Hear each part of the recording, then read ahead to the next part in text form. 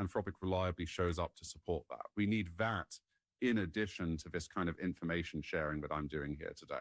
Okay, one last question. I mean, your advice for a confused young person thinking that the jobs that they had set sail to try and get, that they are simply not going to exist, and they're watching instead the sort of share options of Silicon Valley kind of go to the moon and thinking, what am I going to do? Am I even going to have a career? What should they do?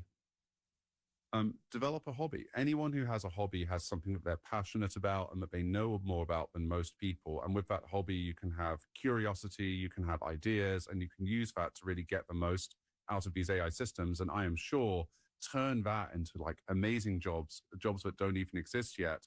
And it requires you to experiment with the systems and have that curiosity. So that's my message. But 3 years ago, you'd have said, become a software coder. And that would have been wrong, yeah? Well, I never would have said that. I have a liberal arts background. I would have always said go into the liberal arts because my experience has been people that are creative and people that can think broadly, people that read a lot, people that have interests are the ones most benefited by this. Indulge in curiosity and it pays back in how you can use this technology. But become a philosopher. Well, yeah, I think it's a great time for philosophers. We've just hired a whole bunch of them here. Thank you for listening to The Interview. You'll find more in-depth conversations on The Interview wherever you get your BBC podcasts, including my conversation with Google CEO Sundar Pichai, as well as interviews with former Australian Prime Minister Julia Gillard and many others. Until the next time, bye for now. From the BBC.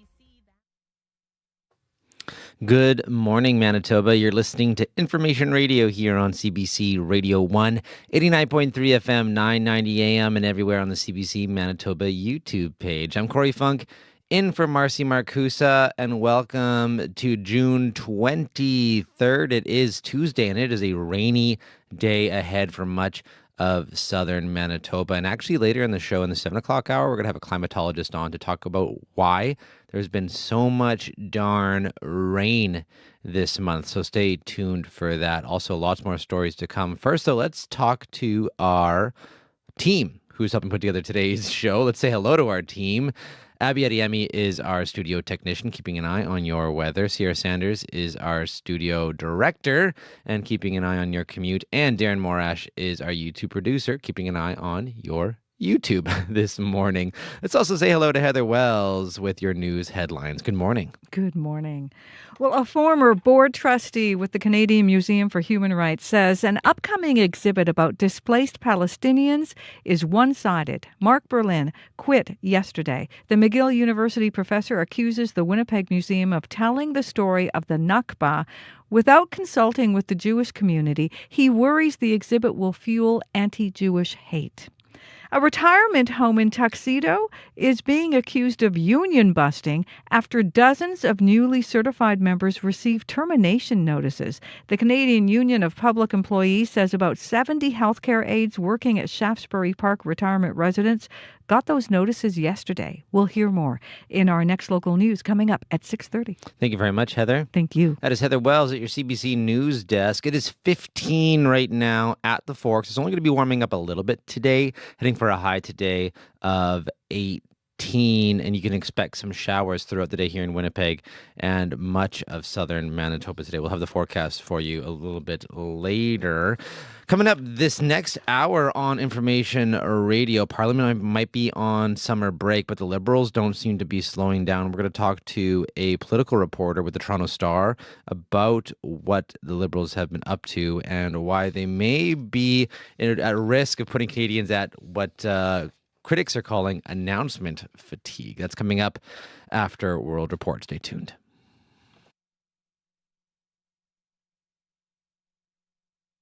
On cue.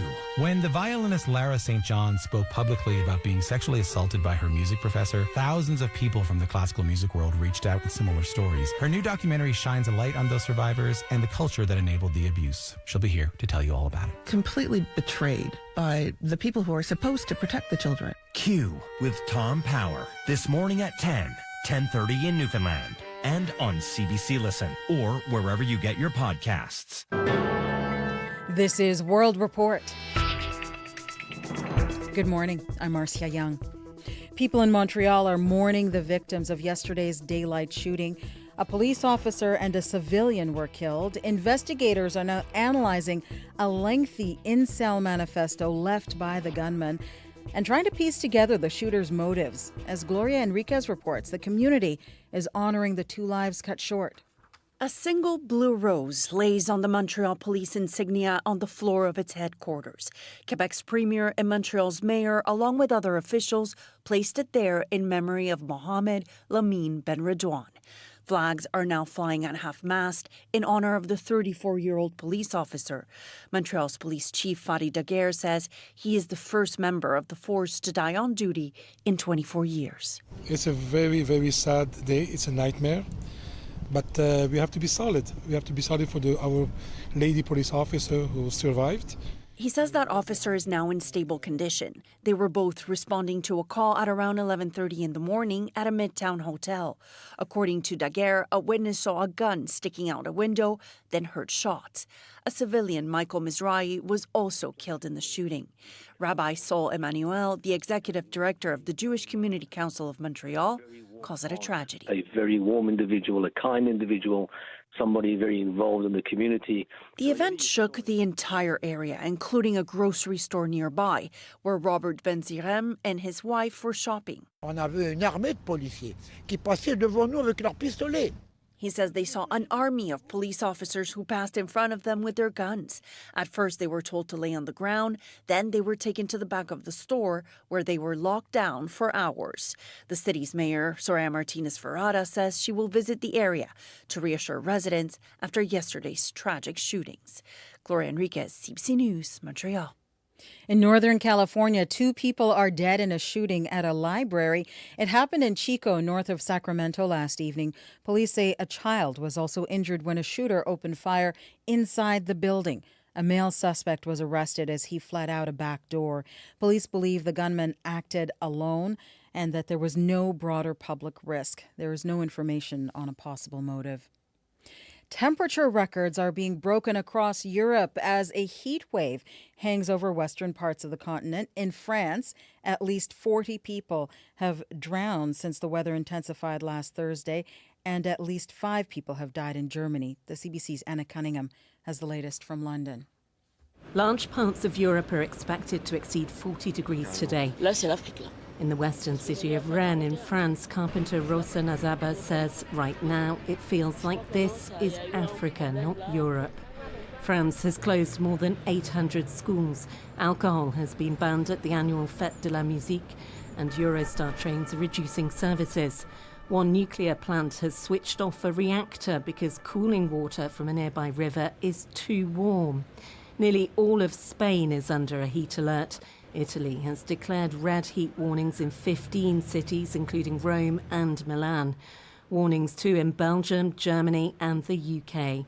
Claire Barnes, a research associate in extreme weather and climate at Imperial College London, says this weather pattern has a name. It's called an omega block, so it makes the shape of a Greek letter omega. She says hot air sits under a bulge with cooler air either side. In southern England overnight, there were 26,000 lightning strikes recorded in a powerful storm. The tropical night's temperatures and the storm saw London's fire service out on 400 emergency calls. I come here and it's like, I feel like I'm back in India right now. I suppose we're going to have to change a lot of what we do. Climate scientists argue that this is the result of human-induced climate change, with these conditions now more likely and intense. Anna Cunningham, CBC News, London. Turkish security forces have launched counter-terrorism raids in Ankara. Police detained 209 people suspected of links to extremist groups. The operation comes ahead of next month's NATO summit in the capital. Police are attempting to find people involved in the groups. Some 56 alleged ISIS militants are in custody, along with 35 members of an outlawed far-left communist party. Turkey is planning strict security measures for the summit. Demonstrations will be banned and areas around the summit venue sealed. Dentists in St. John say they're seeing more tooth decay in the city. New Brunswick removed fluoride from the water supply 10 years ago. And the increase in decay is causing other municipalities to rethink their decision to take fluoride out of the water. Alison McCormick has more. St. John dentist Kelly Keys has been treating patients in the city for 30 years and says the increase in tooth decay since the city stopped fluoridating its water is clear. We see a lot of kids under the age of 4 who have rampant decay. I think we're fooling ourselves thinking that the status quo is good for kids or that it's good for the community in general. In a city with one of the country's highest child poverty rates, she says fluoride was the great equalizer, protecting developing teeth by strengthening enamel. But in the city's effort to save money, that protection is now gone, and children are paying the price. I just thought if you read the information, it was a no-brainer. St. John Mayor Donna Reardon was a councillor in 2014 who fought hard to keep fluoride in the water. It makes me feel sad that it happened because it's so overwhelming to think about trying to get it back in the system. But some municipalities have gotten it back. The Ontario communities of Windsor, Tecumseh, and LaSalle brought fluoride back in 2022, nearly a decade after the mineral was removed. Calgary followed suit last year, reintroducing fluoride after a 14-year hiatus. Those decisions were made after comparing data, which showed an increase in tooth decay following fluoride removal. No such research on the topic has been done for St. John or anywhere in New Brunswick. Alison McCormick, CBC News, St. John. 7 First Nations will become partial owners of Ontario nuclear reactor. The federal and Ontario governments finalized a $700 million loan guarantee for the plan. It would allow the First Nations to own a minority interest in the Darlington new nuclear project. Provincial Energy and Mines Minister Stephen Lecce says the investment will help with economic reconciliation. Chiefs representing the 7 First Nations call the agreement a major victory for their people. An official announcement is expected later this morning. Would you like AI with that? Fast food chains across the U.S. are turning to artificial intelligence to take your order. And as Nisha Patel tells us, chatbots could soon be coming to a drive-thru near you. What drink would you like for your number 4 combo? American burger chain White Castle has hired someone new to take customer orders. Thanks. Your order number is 13. Julia is an AI chatbot that can respond to questions and log the order. If there's a problem, a real person takes over. Jamie Richardson is the company's chief marketing officer. We found that ordering with Julia is better order accuracy than we experienced prior to Julia. So it's well above the 90% range. He says Julia frees up employees to take on other tasks like prepping food and walking it out to customers. So we haven't used it as a way to reduce employment. We've used it as a way to be hopefully more productive. Fast food companies have been testing voice AI for a few years with mixed results. Some customers try to trip up the AI on purpose. Others get disgruntled if the chatbot makes a mistake. I'm sorry, could you please repeat that? Can you give me a side of ranch? Want to add 2 cookies for $1.59? No, ranch. Does that complete your order? After trying it out, customer Kim Gilmer worries about what could be the new normal. They got our order correct and everything. I just hate that that's what the world is coming to. That just means less jobs for humans.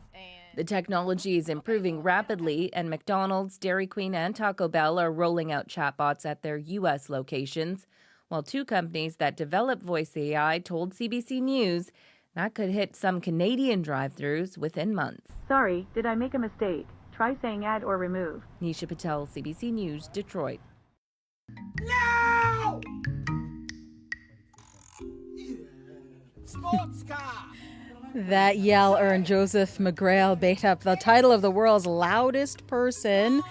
The professional air conditioner cleaner from Canberra is being recognized by the Guinness World Records. McGrail Baitup discovered his not-so-hidden loudness when he became Canberra's town crier about 8 years ago. He now yells in various competitions. McGrail Baitup says the key is not practicing yelling, but saving it all up for competition day. That is the latest national and international news from World Report, where we don't yell. I'm Marcia Young.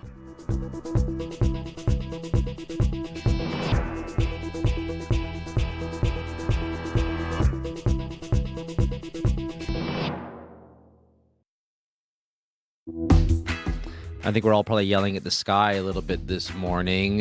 You're listening to Information Radio here on CBC Radio 1. I'm Corey Funkin from Marcy Marcusa, and yes, more rain in the forecast for Manitoba. It is 13 right now at the Forks, heading for a high today of 18. You can expect some showers pretty much right from Boissevain all the way to Sprague today here in southern Manitoba. Today on the show, though, we're not going to be talking much about rain. This hour, we're actually going to be talking a lot about money. Is $2 the new $1.99? We're going to hear why more retailers are making the change. Also this hour on the show, a recent poll from Angus Reid shows that Canadians have vastly different feelings about their financial future. We're going to find out why the stock market is playing a big role in that divide. But first, here on the show, a food pricing expert helps us make sense of the finance minister's provincial food pricing study. So we're going to hear from him coming up. Right now, though, at 6:11, let's check in with Heather Wells with a look at news headlines. Good morning. Well, a former board trustee at the Canadian Museum for Human Rights says he quit over an upcoming exhibit about displaced Palestinians. Mark Berlin resigned yesterday. He says that exhibit is one-sided and lacks consultation with the Jewish community. He worries it will fuel anti-Jewish hate. In a statement, the museum says the exhibit focuses on the lived experiences of Palestinian Canadians. And parents of a Brandon boy say bullying in schools has gone too far after their son's head was pushed into a toilet full of human excrement. The father of the boy says it is heartbreaking that could happen on a school field trip. We'll hear more in our next local news coming up at 6:30. Thank you very much, Heather. Thank you. That is Heather Wells at your CBC News desk. And Abby Adeyemi is in with a look at your another rainy forecast. Yeah, it's going to be a wet one. Wet and stormy Tuesday across southern Manitoba today. We're tracking this slow-moving system bringing thunderstorms, and we're tracking for the region. We're looking at about 60 millimeters of rain by late afternoon once the system kicks in. But if you look up north, we're already seeing sunny skies and sunny breaks across most of the regions up north. Here in the Red River Valley region, it's cloudy outside. We saw some rain overnight, light rain overnight. Temperature sitting around 14 at the airport, 15 at the Forks, heading to a high of 18 later today with afternoon storms in the forecast into the overnight period. And that's the situation for the rest of southern Manitoba. It's really going to stay wet. We're going to see temperatures between 13 and 15 to start the day. And most of the regions will try to crawl close to 19 degrees. Like the Dauphin area and the Brandon area will be between 16 and 19. The Pembina Valley region would crawl close to that range also. Gimli currently reporting some showers there and also temperatures around 15 warming to 18. But up north, we're seeing clear conditions there. Foggy conditions in the Churchill area, 1 degree right now, and of course 12 around the Flin Flon area before we see some recovery to sunny conditions. But here in Winnipeg, we're looking at temperatures around 15 degrees. We're going to see breezy conditions. There's a chance of showers. And of course, we get to a high of 18 today. Thank you very much, Abby. Thank you. And Sierra Sanders, what's going on with the commute? Hi, Corey. Not hearing about too much here as we kick off this rainy Tuesday morning, but I guess that just means that the roads are slick out there. So just be a little aware about those slick roads. Any puddles on the roads there, just make sure you're not, dousing pedestrians, if that's the best way to put it. Lots of people at bus stops kind of on edge probably this morning a bit. Yeah. Exactly. So maybe be aware of that a little bit. But other than that, things are pretty smooth moving out there for you so far. But if that changes throughout your drive, I'd love to hear about it. So give me a call on the CBC commuter line. The number's 204-788-3093.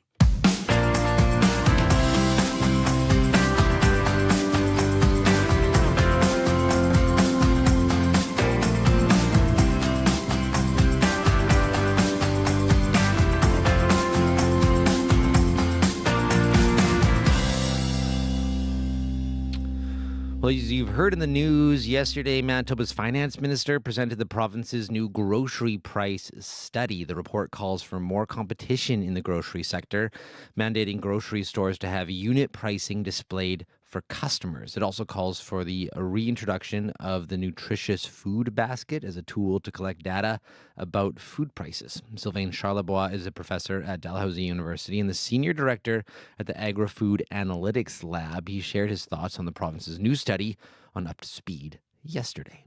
Well, I think I see it as a clear commitment to look into food affordability over the long term instead of sending out checks and hope for more political support. I actually do think that the province of Manitoba is tackling the food affordability issue the right way, very strategically. So we're looking at, so the most important thing in that announcement is to collect data. So the only thing we have in Canada is Statistics Canada. We actually collect our data ourselves, and Statistics Canada doesn't really give us a clear picture of what's actually is happening. And with a more granular approach, you can actually tackle real issues around the price of produce, meat products, etc., and look at flaws across the food supply chain, because it gets complicated out there. Food hubs, obviously, a good place to put money there, especially for a province like Manitoba. But overall, I think what Premier Canoe is trying to do is to provide a vision for Manitobans in terms of how the province intends to deal with food security overall. And they're calling it the nutritious food basket, essentially a list of foods that it will track in terms of price. With that data, what do you envision might be the impact if you track the cost of those specific grocery items?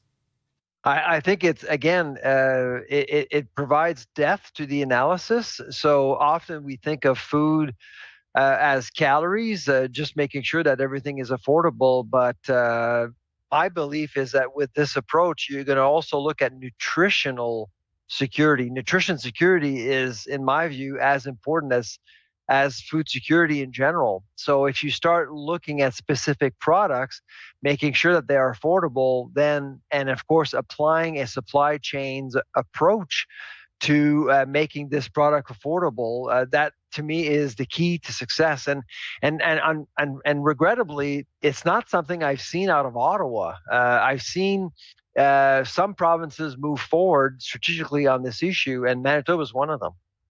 And the connection between gathering that data and Manitoba making unit pricing mandatory, how much of a benefit do you think this might be for consumers, where essentially the price tag has the price per 100 grams or milliliters, for example? Yeah, no, it's similar to what we saw in Quebec. Quebec adopted a similar law last year, I believe.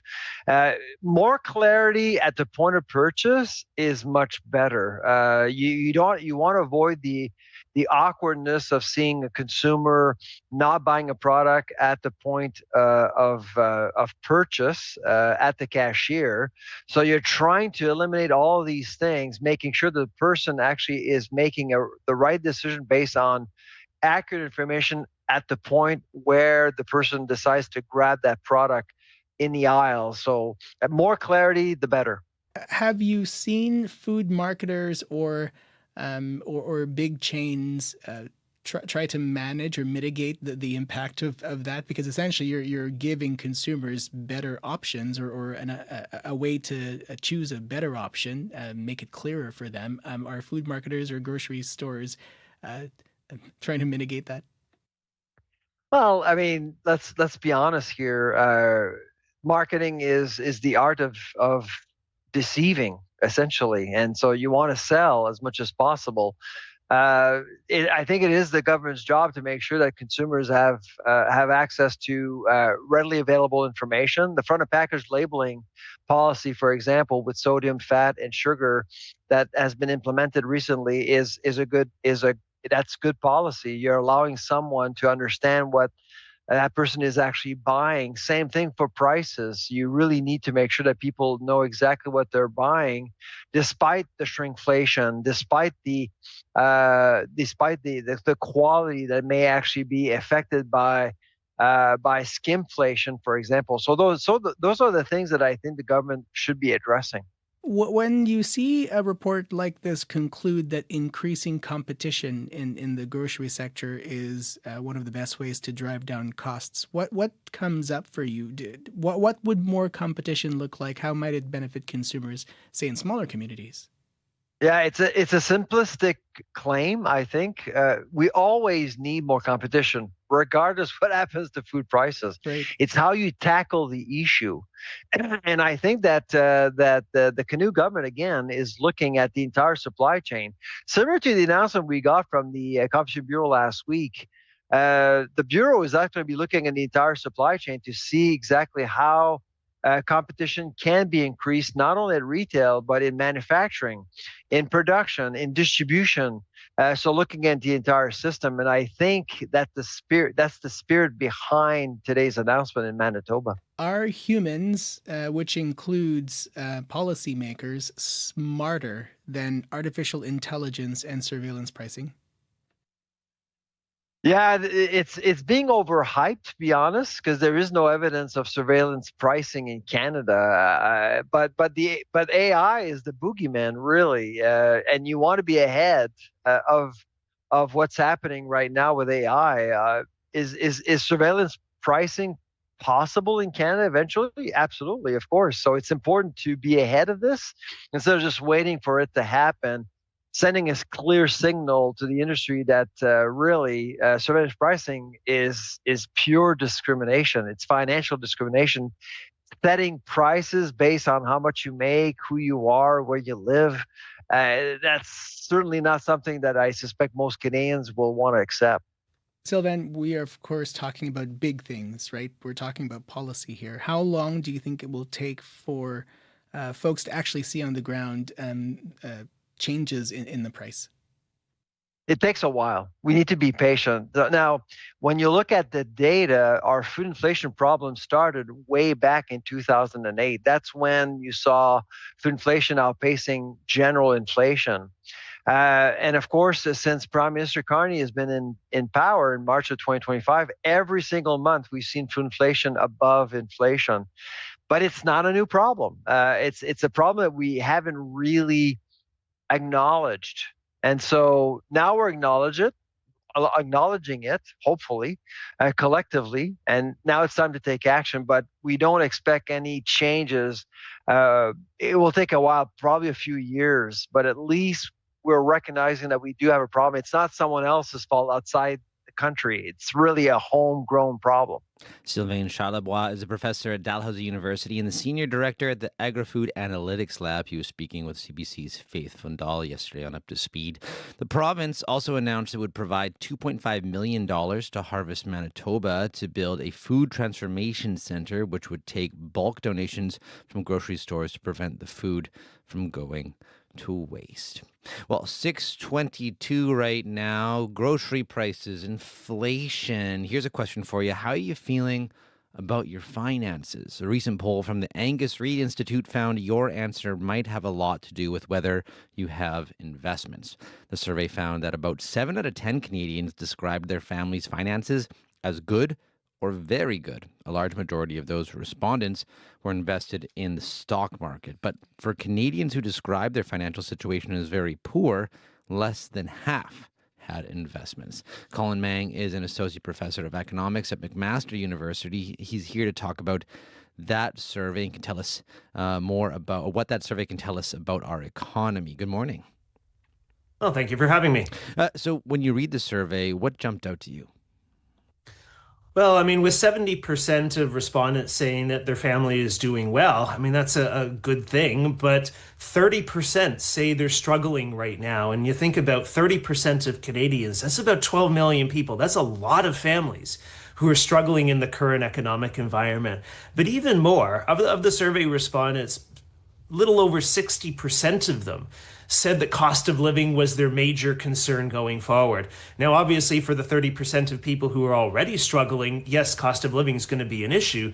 But that also tells us that of those 70% who say they're doing well today, almost half of them are concerned that they're not going to be doing okay tomorrow. And as we look ahead to the future of the Canadian economy, that is definitely something we need to pay attention to. Yeah, I think the word feeling is doing a lot of work in this survey, right? So we're asked it's people saying how they're feeling about their finances, but how closely does that mirror the data on how Canadians are, actually doing right now? It actually matches fairly closely. So if you look at people who are at the upper end of the income distribution, so middle income, upper middle income, and upper income Canadians, that's the top 60%. They've seen their incomes grow by about 4 to 5% over the past year. At the same time, the grocery prices have been growing at just about 4%. So their paychecks have actually been growing slightly faster than the cost of living. And so they feel like they're getting ahead. You compare that with people who are low income and lower middle income. That's the bottom 40% of the income distribution. Their incomes have only grown by about 2.5%. And what that means is that 2.5% income increase, 4% increase in grocery bills, their paychecks have not kept up with reality. And that's where you're seeing this core of people who are falling further behind, and they're really struggling in today's economy. So how is it that the markets are doing so well when the economy is faltering and inflation is up then? Yeah, so it's important to understand that the stock market is not the economy. So the stock market in Canada, the Toronto Stock Exchange, the premier stock exchange in Canada, is dominated by financial firms and also by mining and energy firms. Commodity prices have risen quite a bit over the past few years, particularly for energy recently, and then also the financial sector has done well. And so because those two sectors have done very well, the Toronto Stock Exchange Index has grown by about 68% over the last 2.5 years, which is phenomenal growth in a short period of time. You contrast that with the fact manufacturing has been struggling over the past year with the trade war with the United States, as we've talked about before. There's also the construction industry that has slowed down over the past year. The retail sector has been shedding jobs for several months now. Those are all much smaller components of the stock exchange. So because a couple of sectors have done really well, and they're really important to the stock index, the market as a whole looks like it's done really, really well, but that's not reflective of the broader Canadian economy. So then if people's optimism about their own financial situation is tied to the markets, what risks does that pose? Well, the biggest risk is what happens to the market later this year. So we're entering the trade negotiations with the United States, and if they go very favorably for us, then the economy is likely to accelerate, and that will push up stock prices further as profits grow, and everything will be fine in that case. But if we don't get a favorable deal with the United States, if we end up in a situation where we get a much less favorable deal, or we end up also, there's a possibility that we could just end up with annual renewals, which prolongs business uncertainty. Investors could sour on the future of the Canadian economy. We could see a stock sell-off. And anytime there's a stock sell-off, as the wealth of families starts to drop with stock prices, they start to feel they need to rebuild that wealth quickly. They start to save more and spend less, but by spending less, that actually slows down the economy even more. It could push us into a deeper recession. So depending on how things go with our negotiations with the United States, there is a potential risk later this year of a stock sell-off, and that could lead to a deeper recession. Hopefully it doesn't happen. We'll have to see. So what should policymakers be doing right now to help Canadians who are falling behind and don't see their finances in a good state right now? Well, we've actually seen a number of federal policy changes over the past 6 months. So the government has announced the Canada Grocery and Essentials Benefit, which rolled out this month with a one-time payment on June 5th. And then quarterly payments are going to start next month. They're 25% higher than the previous GST HST rebate. So the government is putting money directly into the pockets specifically for low income and lower middle income Canadians, those two cohorts that have specifically been falling behind. Their paychecks have not kept up with rising grocery prices. And in the short term, that really is the best thing you can do, is to put more money into the pockets of people who have been falling behind. over the longer term, to address the cost of living challenge, what we really need is more food supply. I mean, this has been the big challenge over the past decade and a bit, is that food supply is not kept up with demand. And so we've had these rising prices. The government recently announced $750 million to build greenhouses in Canada to increase winter food production. We'll see how this goes. They made some tax changes earlier this year that also incentivize greenhouse building. If we can increase particularly winter food production, cut our reliance on imports, that'll be a benefit to Canadian families. They've also rolled out a $1 billion program to build food hubs across the country to act as wholesalers to help more independent grocery stores compete effectively and lower food prices. Again, those are longer term policies. It's too early to tell how effective they will be, but increasing food production, making the food sector more competitive in Canada is really the only long-term solution to bringing grocery prices down and improving affordability. Well, Colin, thanks for your time this morning. Appreciate it. Yeah, you're welcome. Thanks for having me. Colin Mang is an associate professor of economics at McMaster University. And stay tuned. Coming up this next half hour on Information Radio, we're going to talk about a different survey that's all about the most affordable cities in Canada. So we're going to hear all about that with your business report coming up after your CBC News for Manitoba. This is CBC News. Good morning. I'm Heather Wells in Winnipeg. At 6:30, grab the umbrella. It is 15 degrees. Expect showers anywhere between 10 and 15 millimeters today. A risk of an afternoon thunderstorm and a high of 18. Those showers will continue through the evening. A former board trustee at the Canadian Museum for Human Rights says he quit over an upcoming exhibit about displaced Palestinians. Mark Berlin resigned yesterday. He says the exhibit is one-sided and lacks consultation with the Jewish community. I spent 2.5 years trying to provide balance to the architects of this exhibit, to get them to understand that they needed to provide a proper historical context for the exhibit, to listen to the voices of the Jewish community and to consult them. It was refused repeatedly for 2.5 years. Berlin argues the exhibit will fuel anti-Jewish hate. In a statement, the museum says the exhibit focuses on the lived experiences of Palestinian Canadians and encourages people to see it for themselves when it opens on Saturday. Brandon School Division is putting educational assistants in classrooms and implementing an anti-bullying program after a 12-year-old boy had his head forced into a toilet with human feces in it. It happened while Lincoln Yashuk was on a field trip with his grade 6 class on a chartered bus earlier this month. His mom, Laura Lise Yashuk, says she contacted school division officials and met with them once they wrapped up their investigation. There just seems to be a lot of holes in the system for protecting bullies and preventing it. You know, there was a lot on that bus trip that could have been prevented. So the school division is going to bring in additional support for the teachers. Lincoln's older sister posted about what happened on Instagram, asking others to share their stories to stop the bullying. The Winnipeg Regional Health Authority says it is deeply concerned after one of its employees was detained by police at the scene of a fatal stabbing last week. A 55-year-old man died Thursday after being attacked on Henry Avenue near the WRHA's office building.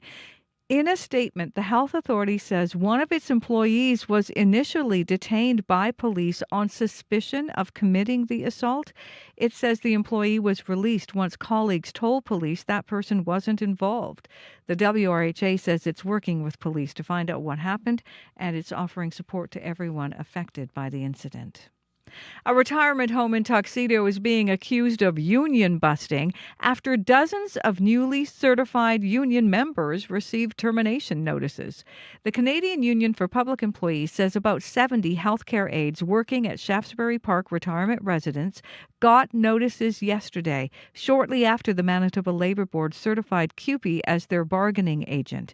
Robin Powell at CUPE worries about what this could mean for the 210 people who live at that residence. Any impact that comes to our staff is also an impact on residents in this particular residency. And, you know, my heart goes out to these families and residents who, from all indications, were also very unaware that this was coming down the pike. The union says it will file an unfair labor practice complaint if the terminations are not rescinded. CBC has asked All Seniors Care Living Centres, which runs the home, for comment. Manitoba's New Democrats have chosen a candidate in the PAW. Our NDP candidate and the next NDP MLA for the PAW-Kamisak is Jennifer Flett. Jennifer Flett edging out two other candidates last night to win the party's nomination. Once a land commissioner for Treaty 5, Flett has also served on the council of Opaskwayak Cree Nation. I really want to work hard for you all, for our constituency. We're really unique and diverse, and I know that we can really do a lot of good work when we all pull together. The PAW-Kamisak has been without an MLA since the death of the NDP's Amanda Laughlin in March. A Churchill eco-tourism company says the province is dragging its heels on issuing permits for tundra vehicles months after a court order to reconsider how those permits are handed out. In 2025, the province decided not to reissue polar bear viewing permits to Lazy Bear expeditions. This January, a judge ordered the province to revisit that decision. Lazy Bear owner Wally Dowdrich says he still doesn't have permits, even though the summer tourism has started. This should have been done back in January, February, March. I believe they're doing it on purpose so that they can cause as much distress in my company as they possibly can. Dowdrich claims the NDP government is singling him out because he's a conservative. The province says temporary permits for tundra vehicles will be issued this week, while full season permits are considered in observance of that court order.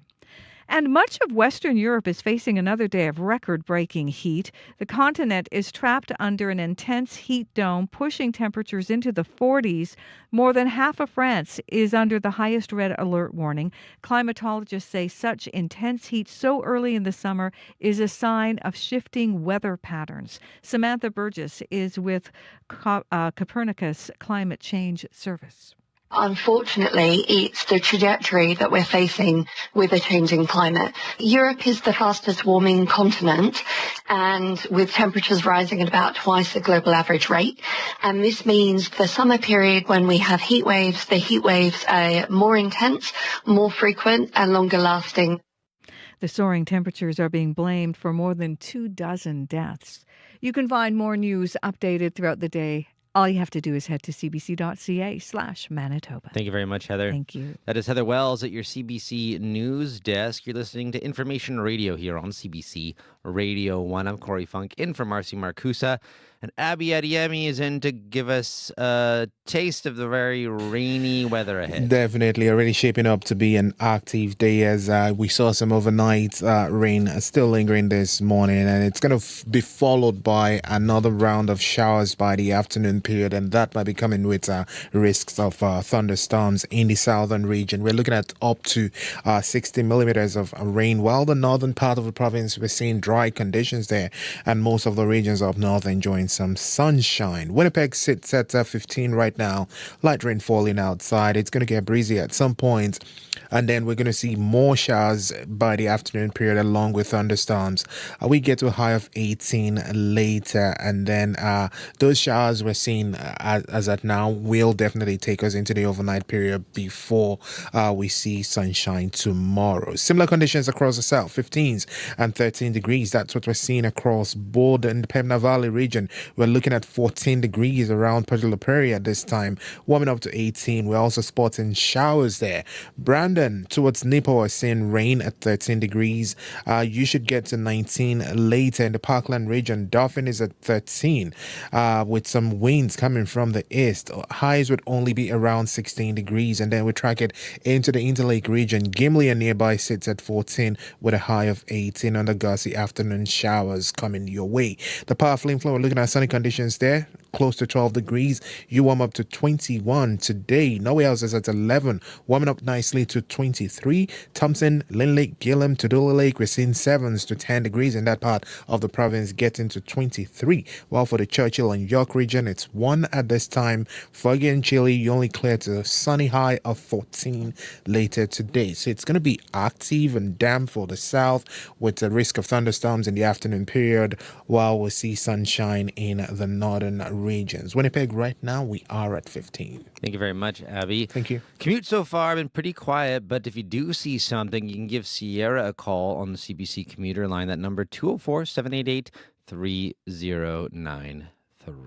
Well, up next year on the show, Christy-Lee Ramlakan is here with the Business Report. Good morning. Hey, good morning, Corey. So a new survey is out about the most affordable cities in Canada. What are the details? Okay, so let's start with a list. Lethbridge, Alberta tops the list of most affordable cities, followed by St. John, New Brunswick, and then Thunder Bay. The previous top spot holder now sits at number 3. And Winnipeg is on this list. Winnipeg is number 10. And, a new survey shows half of Canadians living in the greater regions of Toronto, Montreal, and Vancouver would consider buying a primary residence in one of Canada's most affordable cities if they were able to find a job or work remotely. And while a lower cost of living is the main driver, Canadians are also seeking a lifestyle switch. So a more relaxed pace of life and being closer to nature are key motivators.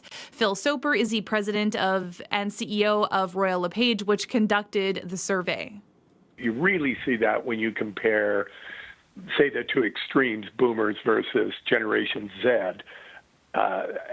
Only a third of boomers would consider moving to one of these affordable cities from a more expensive city, but 77%, which to me was a pretty impressive number of Generation Z said they'd be willing to relocate. Now, Sherbrooke is the most popular destination among respondents in the Greater Montreal area, while Edmonton remains the top-ranking choice among both Greater Toronto area and Greater Vancouver residents. Imagine being close to the mountains is probably a big draw for Edmonton. I would guess guessing. so for sure. I mean, it's so beautiful there, yeah. That's what would want me to go there. Moving to retail news, Toys R Us Canada is splitting its business up. What else can you tell us about that? Yes, so a court has given the retailer permission to sell the business to 3 buyers. The trio of deals will help the business pay off some of the millions in debt it accumulated in the run-up to filing for creditor protection in February. So the first sells the rights to the Toys R Us Canada and Babies R Us Canada names and logos, along with 150 of their trademarks to add Populum. So the U.S.-based business and its affiliates own Party City and manage the company behind the Chia Pet brand and another involved with Graceland, which of course is the Elvis Presley attraction in Tennessee. So the trove of trademarks it will acquire includes the rights to the Jeffrey the Giraffe mascot and the Toys R Us jingle. The second transaction will transfer 10 store leases, the brand's inventory, equipment, logistics contracts, and bank accounts, and balances to a numbered company run by the current Toys R Us owner Doug Putnam, and he has a license to use the Toys R Us name until January of next year and hopes to extend that agreement or rebrand the business. And then the final deal will sell the lease for a store near Toronto to Fox Group Jumbo Canada, which is a retailer moving its discount home goods stores into the country. So before filing for creditor protection, the retailer closed 53 stores across Canada within 2 years. It has since shuttered even more and is now down to just 15 stores and 260 employees. And your last story here is about old coupons that are now worth something.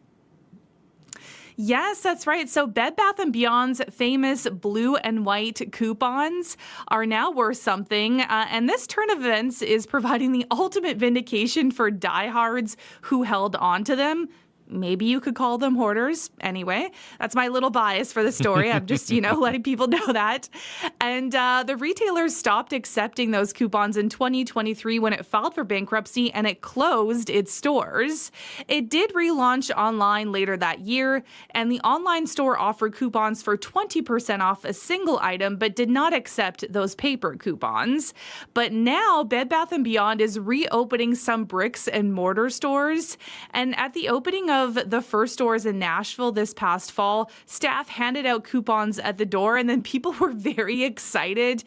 People are even taking selfies with them. They thought, we would never see these coupons again.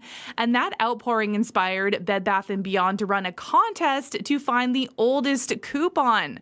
So to be eligible, shoppers must bring their old coupons by July 13th. And the grand prize is a $100,000 home renovation. Additional prizes include $500 and $100 gift cards.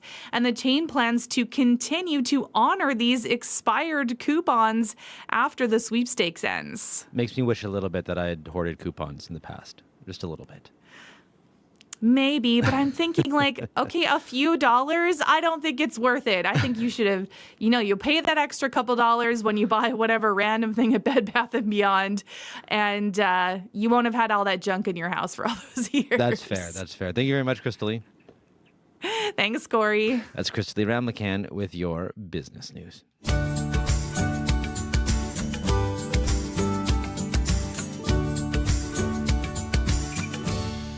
Well, as mentioned, we're having a very money-heavy hour today to start the show.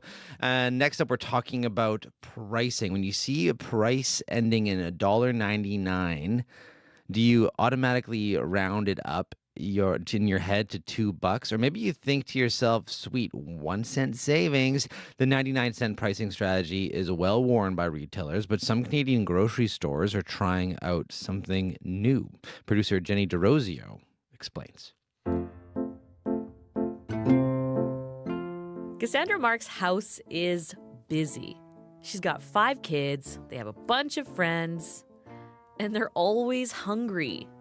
The one kid likes to come and eat cereal at my house all the time, so someone's always eating something here. Cassandra lives in Windsor in Essex County.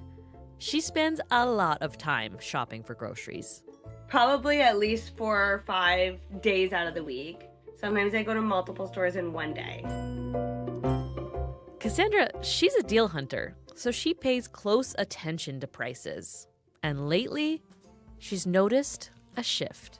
And I actually noticed it at Walmart first, because they were changing a lot of the prices on their kids' clothing, their underwear and socks, some of their adult clothing, all to rounded numbers instead of that 99.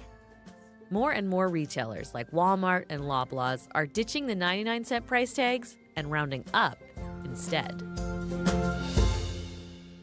It's a big shift. Ending price tags with 99 cents has been around for decades. It's known as charm pricing, and it's supposed to make the price look lower than it really is. The theory is that in Western world, we tend to read from left to right. And so that when it comes to things like prices, we probably don't pay as much attention to the final digit. Jean-Pierre Dubé is a professor of marketing at the University of Chicago. He says this strategy has worked on consumers for a long time. But its charm may be wearing off. When you see these two prices, what do you go for? So this is $3.99 and $4. They're both $4. They're both $4 because there's no pennies anymore. Would you say that if it works on you, you think it's a little bit less money? Absolutely not. Jean-Pierre says these days, consumers aren't in the mood for pricing shenanigans. We're dealing with inflation, shrinkflation, dynamic pricing. Just give us the goods. Straight up.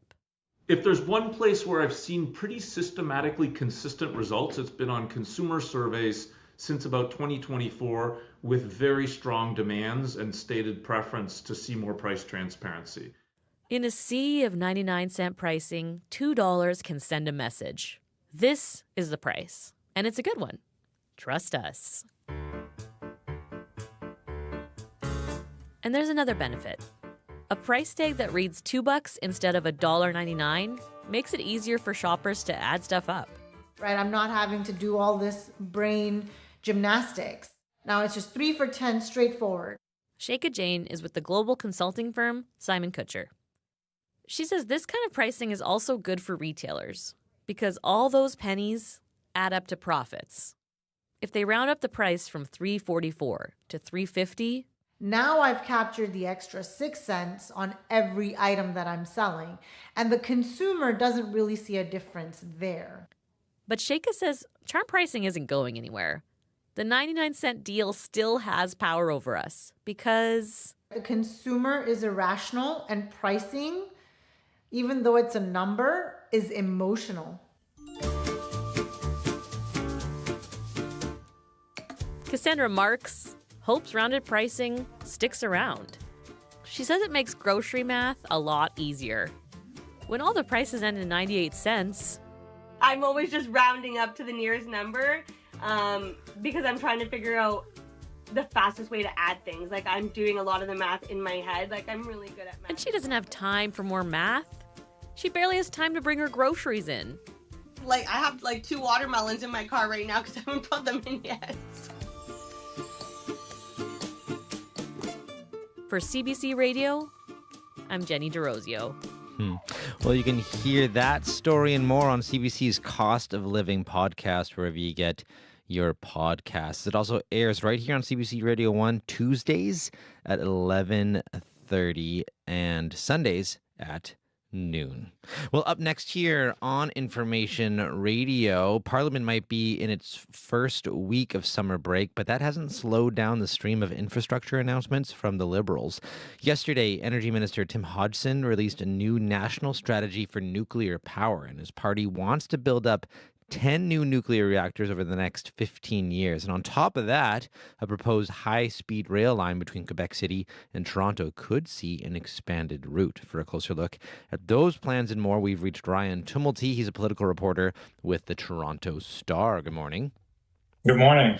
So what does the federal government want to boost Canada's use of nuclear power? The first part of this equation is demand. Be it AI data centers, be it electric vehicles, be it switching from gas furnaces to heat pumps. Canadians are just going to use a lot more electricity in the decades to come. And the government sees a lot of potential for nuclear to be a big component of that. Canada has its own nuclear industry. They think they can boost it with, financing help, making regulatory hurdles smaller, that sort of thing to make this whole industry explode a little bit. So how does this play into Liberals' wider energy and diversification strategy? Yeah, so, like I said, Canada has its own nuclear industry. It has its own reactor design, the CANDU reactor. That's what's in place in most of Canada right now. It's a significant project. It employs thousands of people today, and the government owns the intellectual property. We also have uranium mines. So both the CANDU reactors and Canadian uranium are shipped around the world today. There have been projects overseas, and I think they see a potential for there to be a lot more projects in the future. We're also seeing developments in high-speed rail, as mentioned. What's happening with that proposal? Yeah, so yesterday, the Transport Minister, Steve McKinnon, he was in Kingston. He was announcing that the government wants to add a stop there along the route. Previously, it was supposed to be Toronto, Peterborough, straight on to Ottawa. But a lot of people in Kingston said, we should be on this route. They argued that essentially, there are lots of universities in that town. There are lots of potential riders. He pointed out, right now, Kingston is the 4th busiest station in the VIA network. So there's real demand there. And he was arguing that, it should be taken up.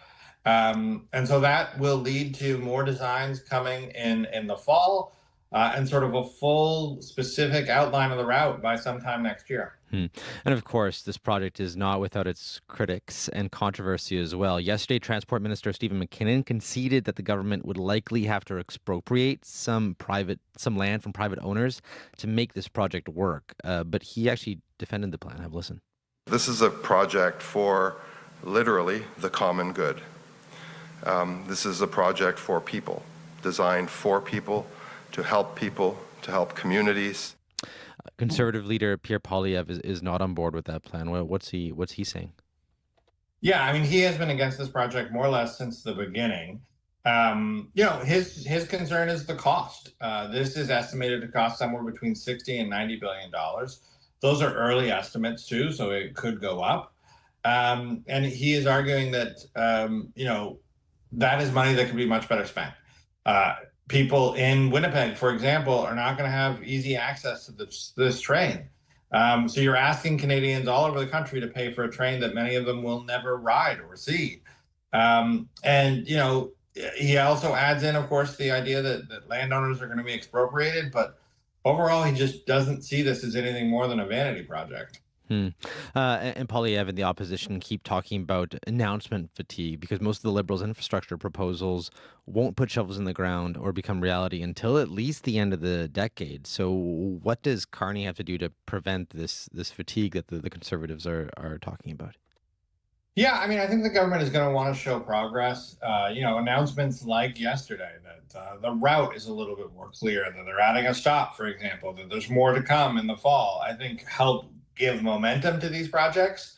But some of them are going to take time. And I think, the government having a majority now makes a lot of that easier. I think for the Liberals, this is an opportunity to show progress, but it's also, given the majority, it gives them, 3 more years to show shovels in the ground and to be able to show results when they go to the polls next. Also, the Conservatives recently released an AI-generated ad, which is a bit of a first for a federal Canadian political party. So it starts with Mark Carney talking about the, quote, technical recession, followed by this. We haven't eaten today. Yeah, we're only technically hungry, though. I got laid off today. Don't worry, Daddy. You're only technically unemployed. So is this a strategy we'll be seeing more of? How does it resonate with voters? Yeah, I'll be really curious, to be honest, as to how it resonates with voters. I'm not sure. Certainly, I think, when people hear AI-generated ad, they think about a certain element of fakery. But in this case, the Conservative Party wasn't putting words into the mouth of Mark Carney or inventing supporters for Pierre Poilievre. They were essentially casting the background players through AI. They didn't put a lot of money behind this. They didn't put this on television. This was strictly a digital ad. But, I still think probably political parties are going to test the waters on AI as a tool like a lot of industries are going to use. And finally here, we've got some key deadlines coming up in the next week. What will you be watching for? Yeah, it's going to be another busy week. Certainly the CUSMA deadline is July 1st.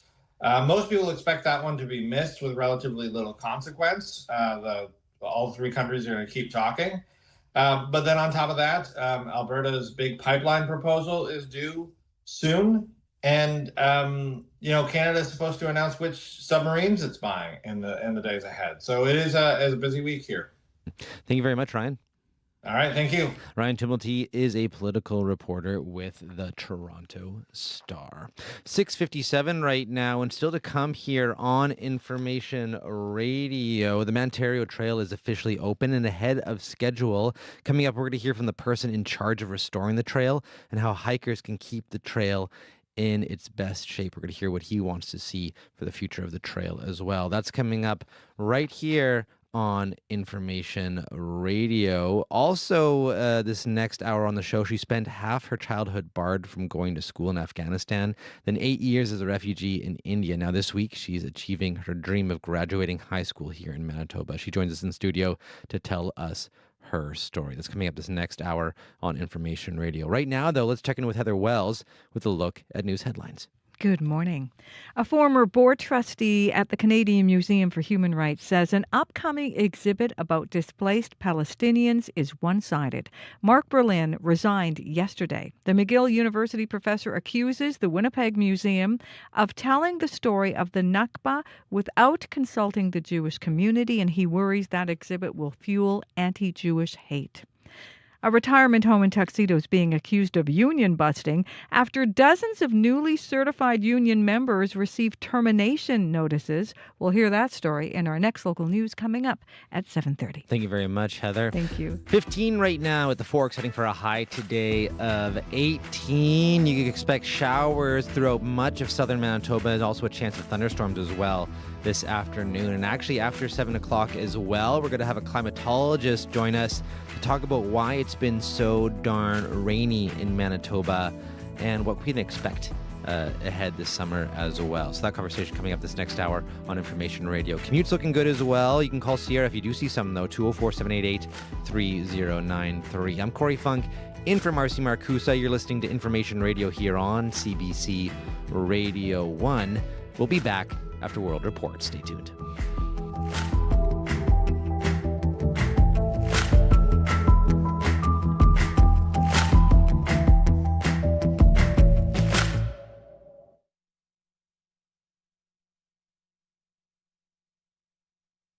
On the Current. Everyone's like, yay, summer, we can do things, we can do patio, let's socialize. For me, it's just like, ugh.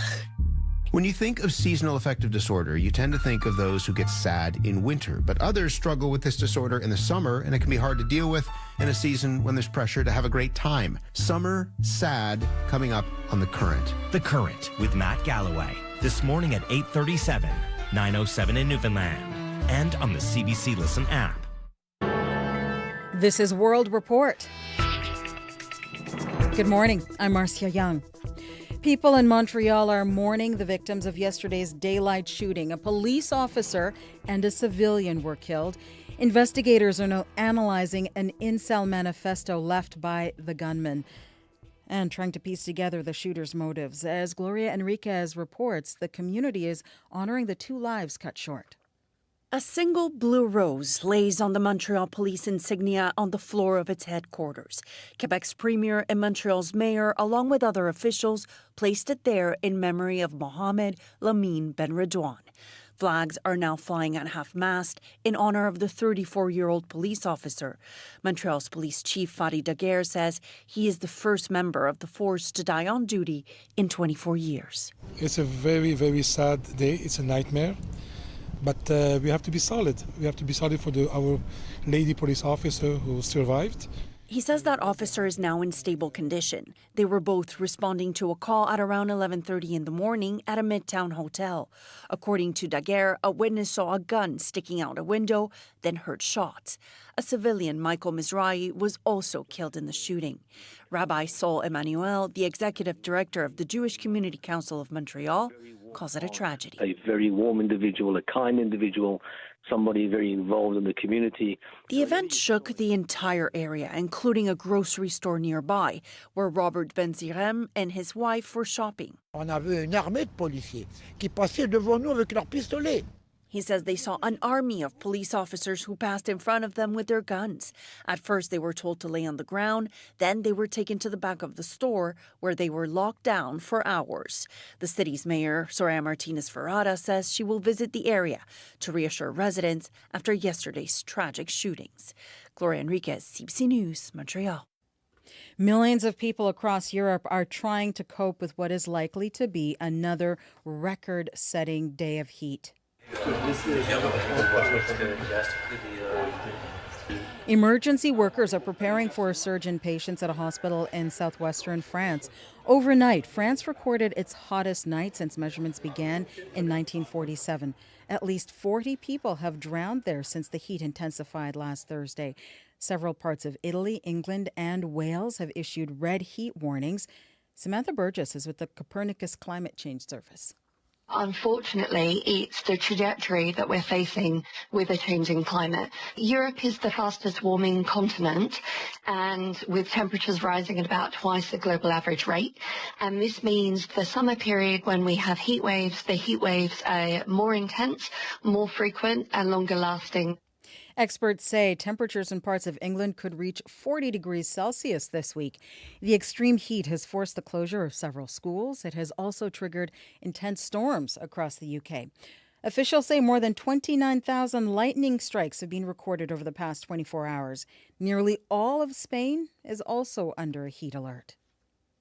7 First Nations are set to become partial owners of an Ontario nuclear reactor.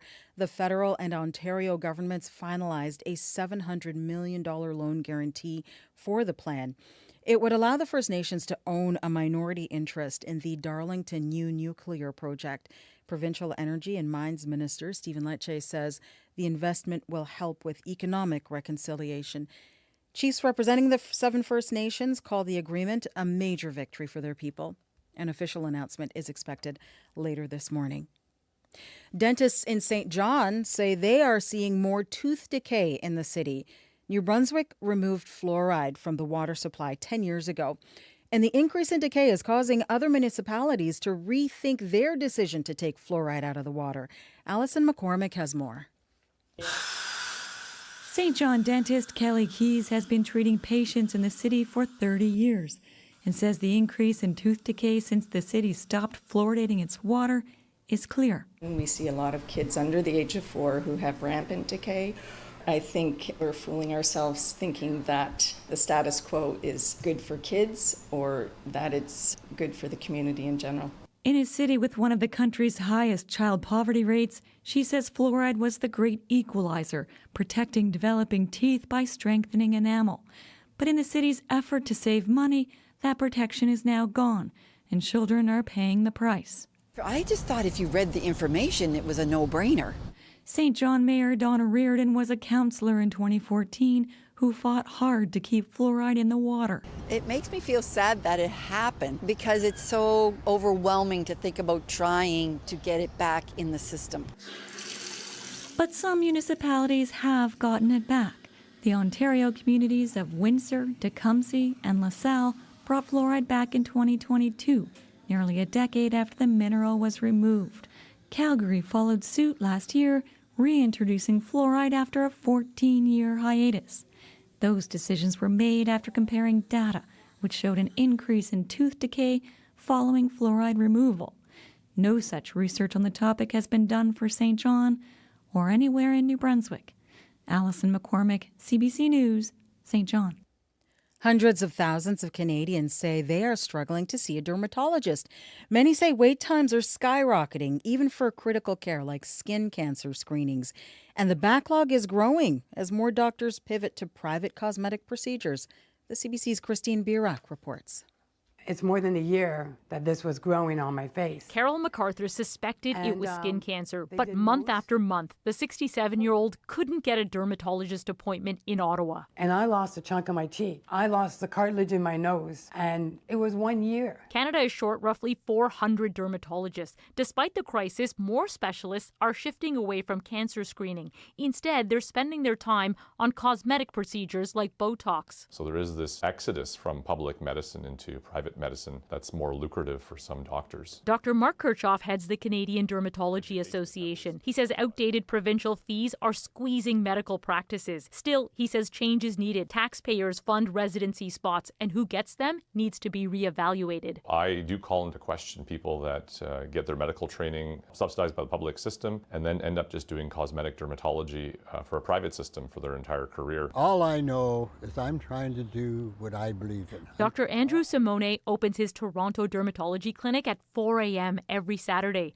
No referral needed. He feels lives depend on it. A lot of times they just want somebody to look at them. If her cancer returns, Carol MacArthur faces another 1-year wait, while a Botox appointment can be booked within days. I really feel like they're throwing me away. Some doctors warned without oversight, public health care will continue losing ground to profit-driven clinics, and more Canadians will go without care. Christine Birak, CBC News, Toronto. Would you like AI with that? Fast food chains across the U.S. are turning to artificial intelligence to take your order. Nisha Patel tells us why chatbots could soon be coming to a drive-thru near you. What drink would you like for your number 4 combo? American burger chain White Castle has hired someone new to take customer orders. Thanks. Your order number is 13. Julia is an AI chatbot that can respond to questions and log the order. If there's a problem, a real person takes over.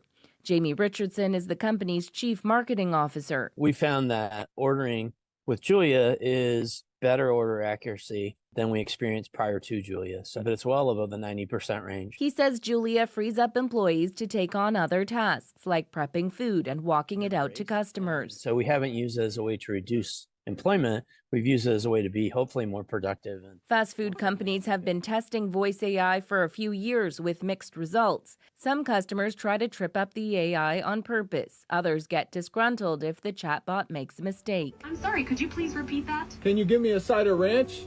Want to add 2 cookies for $1.59? No, ranch. Does that complete your order? After trying it out, customer Kim Gilmer worries about what could be the new normal. They got our order correct and everything. I just hate that that's what the world is coming to. That just means less jobs for humans. The technology is improving rapidly, and McDonald's, Dairy Queen, and Taco Bell are rolling out chatbots at their U.S. locations, while 2 companies that develop voice AI told CBC News that could hit some Canadian drive-thrus within months. Sorry, did I make a mistake? Try saying add or remove. Nisha Patel, CBC News, Detroit. At cbcnews.ca, Nisha has more on how chatbots are clocking in at fast food chains. That story on our main page, cbcnews.ca. That is the latest national and international news from World Report. I'm Marcia Young.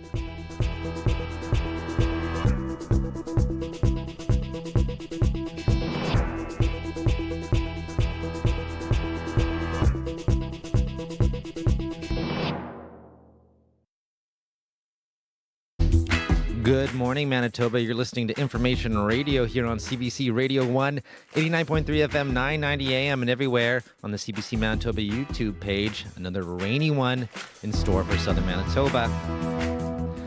We're actually going to have a climatologist on the show later this hour to talk about why it's been so darn rainy here in the province. We're going to hear from him about what's going on and what to expect in the coming days. Also here on the show, it's the last day. 10 lucky winners are off to see the Sea Bears on June 30th. We're going to hear who the final winners are and hear their bear stories, which we're asking you to submit. Also, she spent half her childhood barred from going to school in Afghanistan, then 8 years as a refugee in India. Now this week, she's receiving her dream of graduating high school here in Manitoba. She joins us in studio to tell us her story. But up first here on Information Radio, the Ontario Trail is officially open and ahead of schedule. We're going to hear from the person in charge of restoring the trail and how hikers can keep the trail in the best shape possible. That's coming up all right here on Information Radio. Right now, though, 7:11. Let's check in with Heather Wells with a look at news headlines. Good morning. Well, parents of a Brandon boy say bullying in schools has gone too far after their son's head was pushed into a toilet full of human excrement. It happened while the 12-year-old was on a field trip on a chartered bus earlier this month. His dad says it's heartbreaking that something like that could happen on a field trip. The Winnipeg Regional Health Authority says it is deeply concerned after one of its employees was detained by police at the scene of a fatal stabbing on Henry Avenue last week. We'll hear what happened in our next local news coming up at 7:30. Thank you very much, Heather. Thank you. That's Heather Wells at your CBC News desk. Abby Adiemi, what's going on with the weather? Well, this system we've been tracking since yesterday is now hitting most of the southern region, bringing wet and stormy Tuesday across the south this morning. And we will be noticing even more slow-moving thunderstorms late this afternoon and even into the evening period. This will be dropping localized heavy rainfall. We're talking about 30 to 60 millimeters of rain coming down, while the northern half of the province still enjoying stable conditions, a mix of sun and clouds up north. And we will see regions in the north even close to 25 degrees today. But for the Red River Valley region, today brings more like a windy rain showers and afternoon thunderstorms under very humid skies. Temperatures currently sitting around 15 degrees here in the city. We're seeing light rain outside.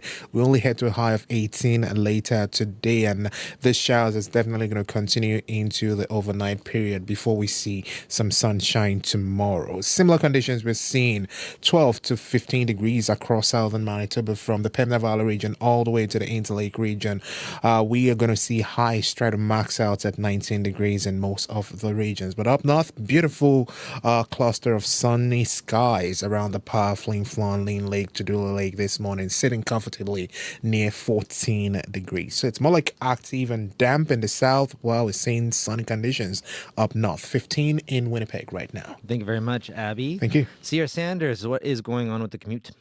It's pretty quiet, Corey. Not hearing about too much going on out there. So to me, it sounds like things are moving pretty smoothly out there on your commute. But if that does change and something pops up, I'd love to hear about it. So give me a call on the CBC commuter line. That number is 204-788-3093.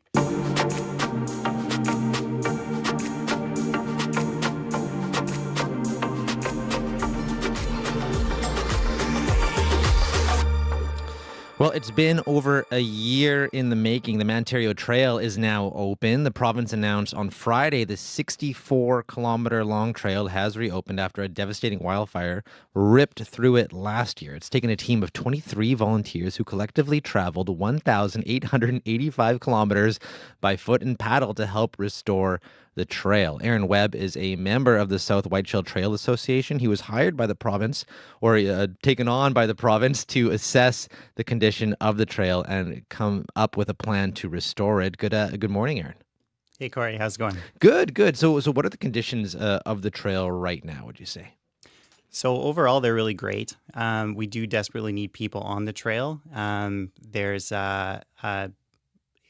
It's been a lot of work to kind of clear all the deadfall on the trail. We probably cleared thousands of trees off the trail, but as of last Friday, there was only 5 small trees down.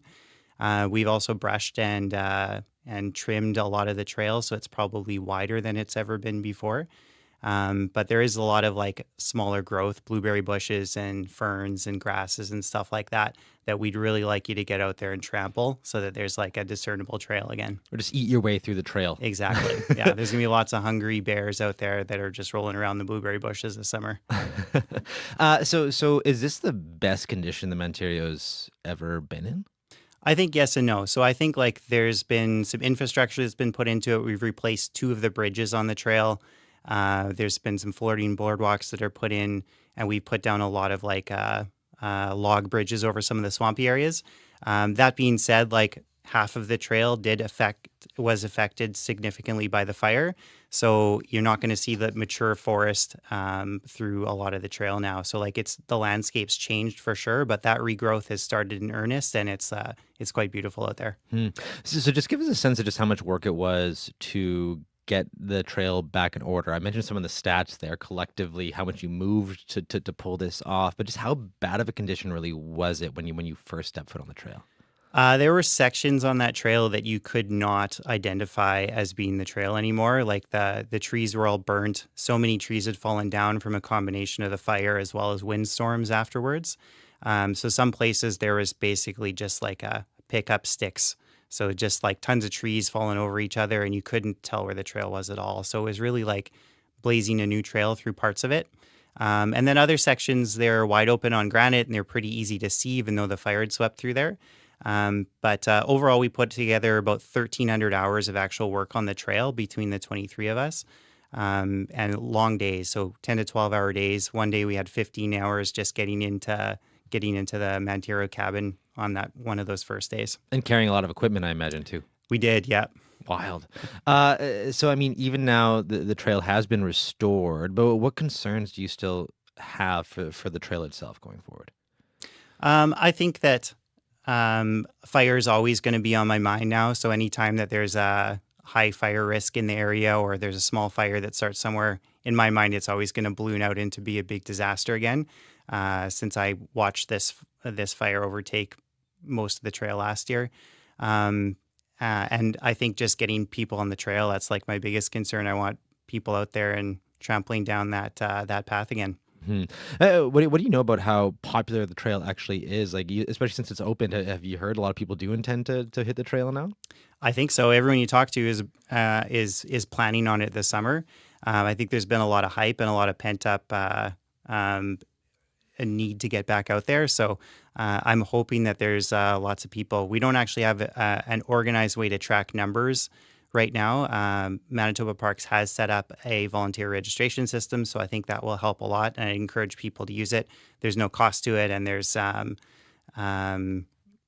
no limitations on the number of people, so there's really no downside, and it'll give people a better idea of how many people use the trail, as well as if there's unforeseen kind of natural disaster or something, then it'll give people a better sense of where people are on the trail and how to get them out. I also understand. So you're testing out a 5-year trial of working with Manitoba Parks.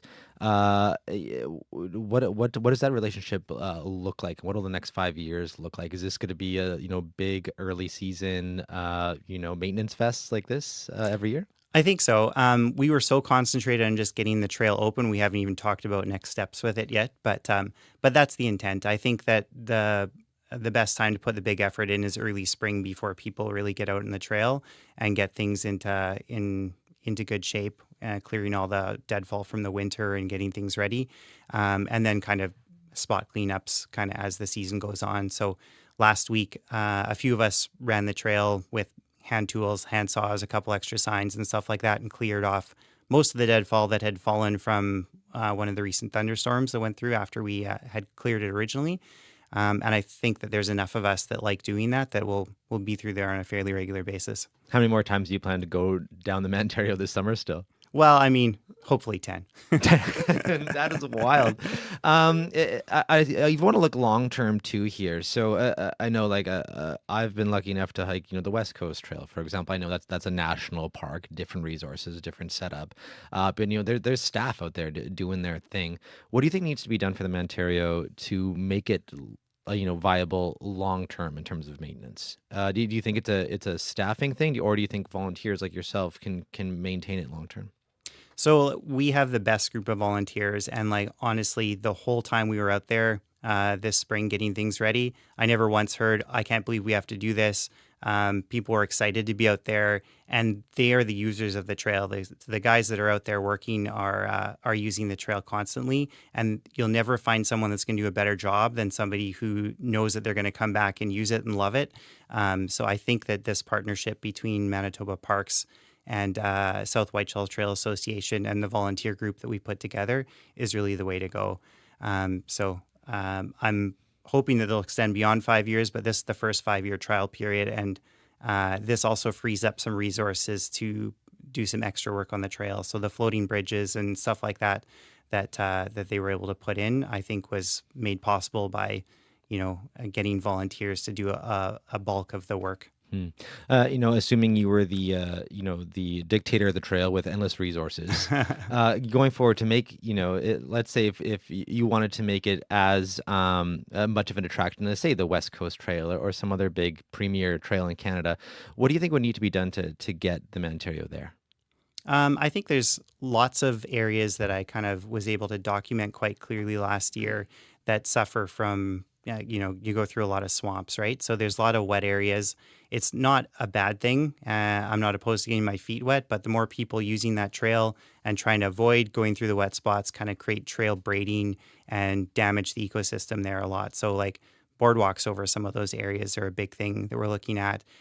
More clear signage when you cross a portage, when you get to a campsite. Where's the helipad? How do you direct people in the campsite to make sure that they're using it appropriately and know where things are? And I have lots of other ideas about kind of bigger projects to do on the trail that I'll keep to myself for now. But Oh, okay. Well, I know. Well, you mentioned helipads, though. That's actually Yeah. a thing that you do want to see. Why does it need helipads? So I also work with STARS as my actual job, and rescue on the Mantario Trail is always troublesome because there isn't always a great place to land the helicopter to rescue people. So as part of our work, we scouted out and then cleared 11 helipads on the trail, so one for each campsite, as well as the one at Nature Manitoba cabin on Mantario Lake. They're not cement structures or anything. They're just cleared open pieces of bedrock that are big enough to accommodate a helicopter landing. And this gives the pilots a designated area that they know is clear. And it's also in the spots where people spend the most time on the trail. So this is going to add a degree of safety for both the rescuers as well as the hikers if something adverse happens on the trail and you need help. Well, Aaron, thanks for your time this morning. Thanks for the work that you've done with all those volunteers. Thank you. That is Aaron Webb. He is a board member of the South Whiteshell Trail Association. He came up with and executed the plan to restore the Mantario Trail. On the topics that matter, your voice should be heard. It looks like this is maybe a one-day blip when farmers across the province need hot and dry. Radio Noon is where you can voice your take. In general, it's harder to find a job even if you're educated. I'm Marjorie Dowhouse. From 12:15 to 1 p.m., Radio Noon opens the phone lines on one important topic. When I was 5 or 6, my parents gave me seeds and helped me plant them. That was probably close to 70 years ago. And here I am still gardening. It just brings everyone together. Radio Noon's call-in segment, 204-780-0893. We want to hear from you weekdays on CBC. Manitoba may have a reputation for being cold and flat, but our podcast isn't. I'm Marcy Marcusa, the warmest host on the prairies. Even when my podcast, This is Manitoba, is exploring some challenging issues.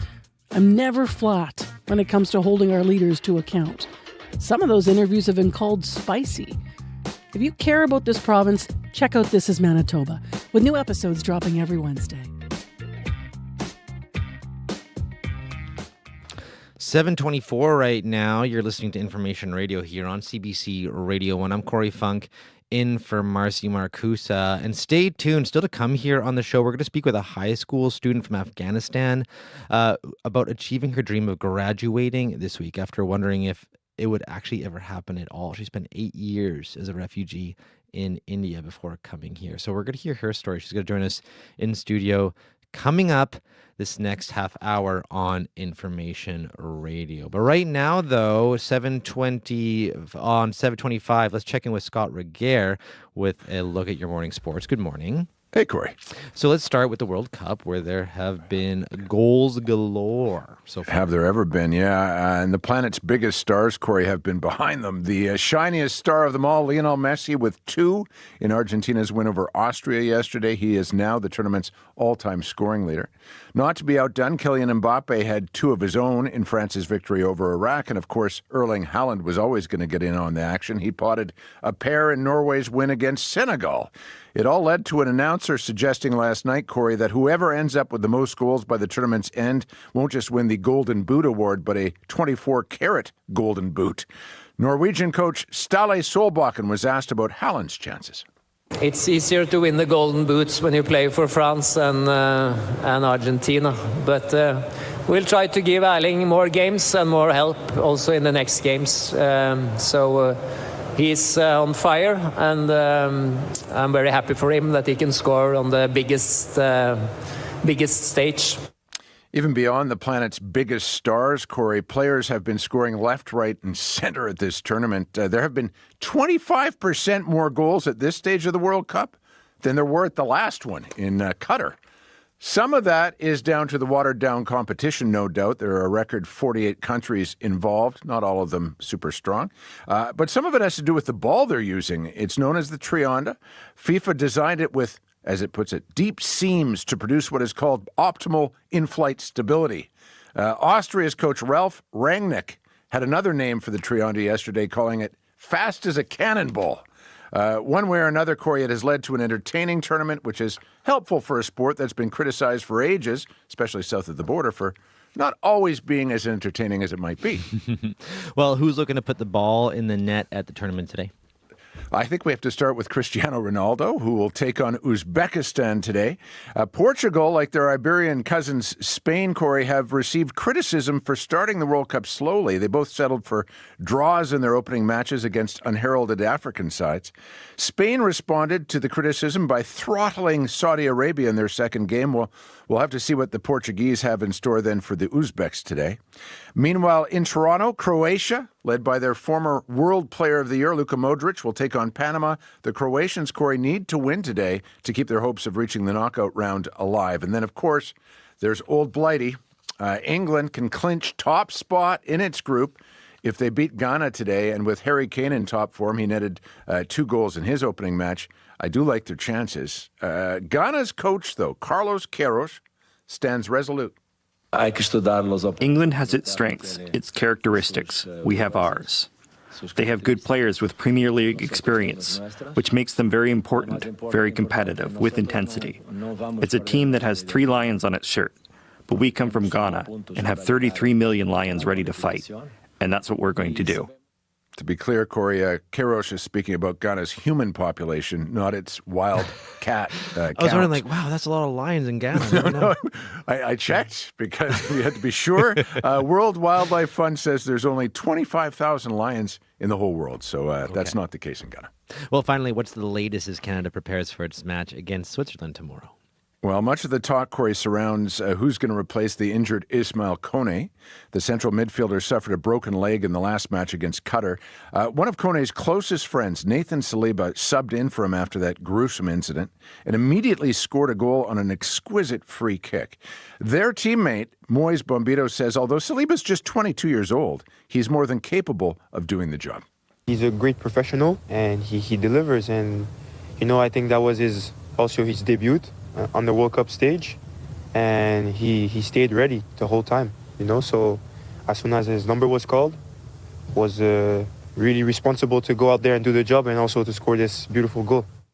Now, whether it's Nathan Saliba, Nico Segur, or maybe even Alphonso Davies, who takes over the central midfield role tomorrow, it will not mean Ismail Kone is forgotten, not in the least. The team's most ardent supporters group, Corey, the Voyagers, are printing out thousands and thousands of signs with Kone's number 8 on them, and they're giving them to fans before the game in Vancouver so they can hold them up, the number 8 of Kone, during the national anthem. So that's going to be quite an emotional moment. Thank you very much, Scott. You betcha. That is Scott Regehr with your morning sports. And speaking of sports, we've chosen our last set of winners heading to the Sea Bears game on June 30th. We're going to hear their bear stories, which are pretty entertaining, coming up after your CBC News from Manitoba. This is CBC News. Good morning. I'm Heather Wells in Winnipeg. At 7:30, it's a damp morning. Showers throughout the day. We're at 14 right now, a high of 18. But we're expecting 10 to 15 millimeters of rain and a risk of a thunderstorm this afternoon. Those showers continuing this evening. Parents of a Brandon boy say bullying in schools has gone too far after their son's head was pushed into a toilet full of human excrement. It happened while 12-year-old Lincoln Yashuk was on a field trip on a chartered bus earlier this month. Lincoln's dad, Jeff Yashuk, says 2 boys told his son to get a hat out of the toilet, and that's when he was pushed. Heartbreaking, really, that something of that magnitude happened, how something like that could take place on a field trip. Brandon School Division investigated, telling the boys' parents additional support like educational assistance will be brought into classrooms. Anti-bullying programming will also be implemented at their son's Waverly Park School in Brandon. A former board trustee with the Canadian Museum for Human Rights says an upcoming exhibit about displaced Palestinians is one-sided. Mark Berlin quit yesterday. The McGill University professor accuses the Winnipeg Museum of telling the story of the Nakba without consulting the Jewish community. He worries the exhibit will fuel anti-Jewish hate and says the museum could have fostered meaningful discussions. It was such a great lost opportunity. This exhibit provided the opportunity for the museum to sit back and say, we could be a real place of dialogue and reconciliation. We had the opportunity to bring the Jewish community, the Muslim communities together with their leadership and to talk about this tragic period of history. In a statement, the Canadian Museum for Human Rights says the exhibit focuses on the lived experiences of Palestinian Canadians. That exhibit opens on Saturday. The Winnipeg Regional Health Authority is deeply concerned after police wrongfully held one of its staff members. It happened Thursday afternoon on Henry Avenue next to the WRHA building on Main Street. Police were investigating an assault at the time. Margaret Schroeder is the president of CUPE Local 204, which represents the workers in that building. We had some workers who just happened to be in the wrong place at the wrong time. You know, they're out on a break, and then they were questioned, and one was detained. In a statement, the WRHA says the staff member was initially detained on suspicion of committing the assault, and it is working with Winnipeg Police to learn more about why the person was detained. The WRHA says it's offering support to all staff impacted by the incident. A 55-year-old man died after being stabbed there. The homicide unit is investigating. New details are emerging from Montreal after Monday's deadly shooting. A police constable and civilian were killed. Montreal police say the officer who died was 34-year-old Mohamed Benradwan, who served with Montreal police since 2021. The civilian was Michael Mizrahi, a member of Montreal's Jewish community. Rabbi Saul Emmanuel is executive director of the Jewish Community Council of Montreal. Mr. Mizrahi was a well-known person around this particular area. He started off years ago going around in a truck selling suits. Later on, he opened up a place where you could come and order suits from him. And whenever you saw him, always with a smile on his face, always with that friendly look. Investigators have not released the name of the gunman who also died. He left behind a manifesto that railed against women. You can hear the latest on this story and other national and international news coming up on World Report at 8. A Winnipeg seniors' home is being accused of union busting after dozens of healthcare aides were handed termination notices. The Canadian Union of Public Employees says about 70 aides working at Shaftesbury Park Retirement Residence received termination notices yesterday, hours after the Manitoba Labour Board had certified CUPE as the bargaining agent for those workers. CUPE Manitoba President Gina McKay says they will fight back. No one in Manitoba should get fired for joining a union. So right now what CUPE is looking at, if the employer doesn't reinstate and rescind those terminations, will be looking to file an unfair labor practice with the Labour Board. So for me, we're looking for a full reinstatement of these workers. CBC has asked all Seniors Care Living Centres, which runs the home, for comment. Manitoba's New Democrats have chosen a candidate in the PAW. Our NDP candidate and the next NDP MLA for the PAW-Kamisak is Jennifer Flett. Jennifer Flett edging out two other candidates last night, winning the party's nomination. Once a land commissioner for Treaty 5, Flett has also served on the council of Opaskwayak Cree Nation. I really want to work hard for you all, for our constituency. We're really unique and diverse, and I know that we can really do a lot of good work when we all pull together. The PAW-Kamisak has been without an MLA since the death of the NDP's Amanda Laughlin in March. Churchill Ecotourism Company Lazy Bear Expeditions wants a court to hold the province of Manitoba in contempt. In January, a judge ordered the province to reconsider a 2025 decision to reissue polar bear viewing permits to that company. Lazy Bear owner Wally Dowdrich says he still doesn't have permits for his Tundra vehicles, with the summer tourism season now underway. Since the judge made the decision in our favor, and they've been prolonging the whole situation of permits for months and months and months. The province says temporary permits for Tundra vehicles will be issued this week, while full season permits will be considered in observance of the court order.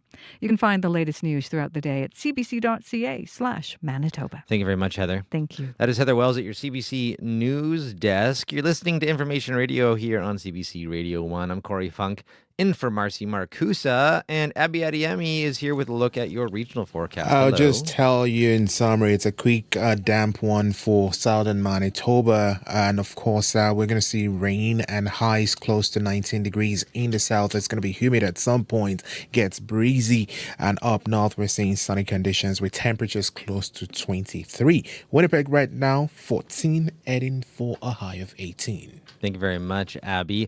As for the commute, been very quiet overall. Haven't heard of any major issues out there, but if you're walking your bike and you're driving, you can give Sierra Sanders, our studio director, a call on the CBC commuter line. That number 204-788-3093. And just ahead in a few minutes, we have Serena Jafari in studio. She moved here from India, where she was a refugee for 8 years. She's originally from Afghanistan, and now she's graduating, which for a little while there, she thought that might not even be something that happens to her. So she's going to join us just ahead. But first, though, we do have new winners to announce for our Sea Bears competition. We have 10 pairs of tickets to give away, and the final two stories we have just ahead for you. So CBC, we're sponsoring the Celebrate Canada game on June 30th. The Sea Bears face the Saskatoon Mamba in the Canadian Elite Basketball League, or CEBL as it's known. And to win tickets, we asked you to tell us a story about a bear. So today today is the last day of the contest. So who will be the final winners? We have 2 emails to read. The first one is from Sam. And Sam says, I used to live at Rocky Lake, Manitoba. My teenage daughter at the time was at home by herself while I was at an in-service at work. I get a call in the morning from her explaining that there is a black bear trapped under our deck and that she is scared to leave the house. So I end up calling the local RCMP dispatch station and explain the situation to them. They dispatched a police officer to my house. Meanwhile, I'm explaining the situation to my employer and asked to leave work so I can check up on my daughter. And then when I arrive, my daughter comes running out of the house and says to me, Dad, the most Canadian thing just happened. An RCMP officer scared off the bear from under the deck with a hockey stick. Thank you for that, Sam. That's about as Canadian as it gets. We also got another email from Kathy. So Kathy says, several years ago, my father, my husband, myself, and 2 of my teenage sons were having a picnic at our acreage not far from Riding Mountain National Park. We'd left the door of our van open with the cooler in the back of the van. I think I see where this is going. We have rarely seen bears there, although we often hear them in the trees below our cleared out space. The cooler was just too much of a draw, however, and when we looked over to the van, we were shocked to see a young black bear emerge from the trees to check out the cooler. Apparently, I screamed, although I deny it to this day. My 16-year-old son was standing beside my lawn chair, and I reached up and pulled him down onto my knee.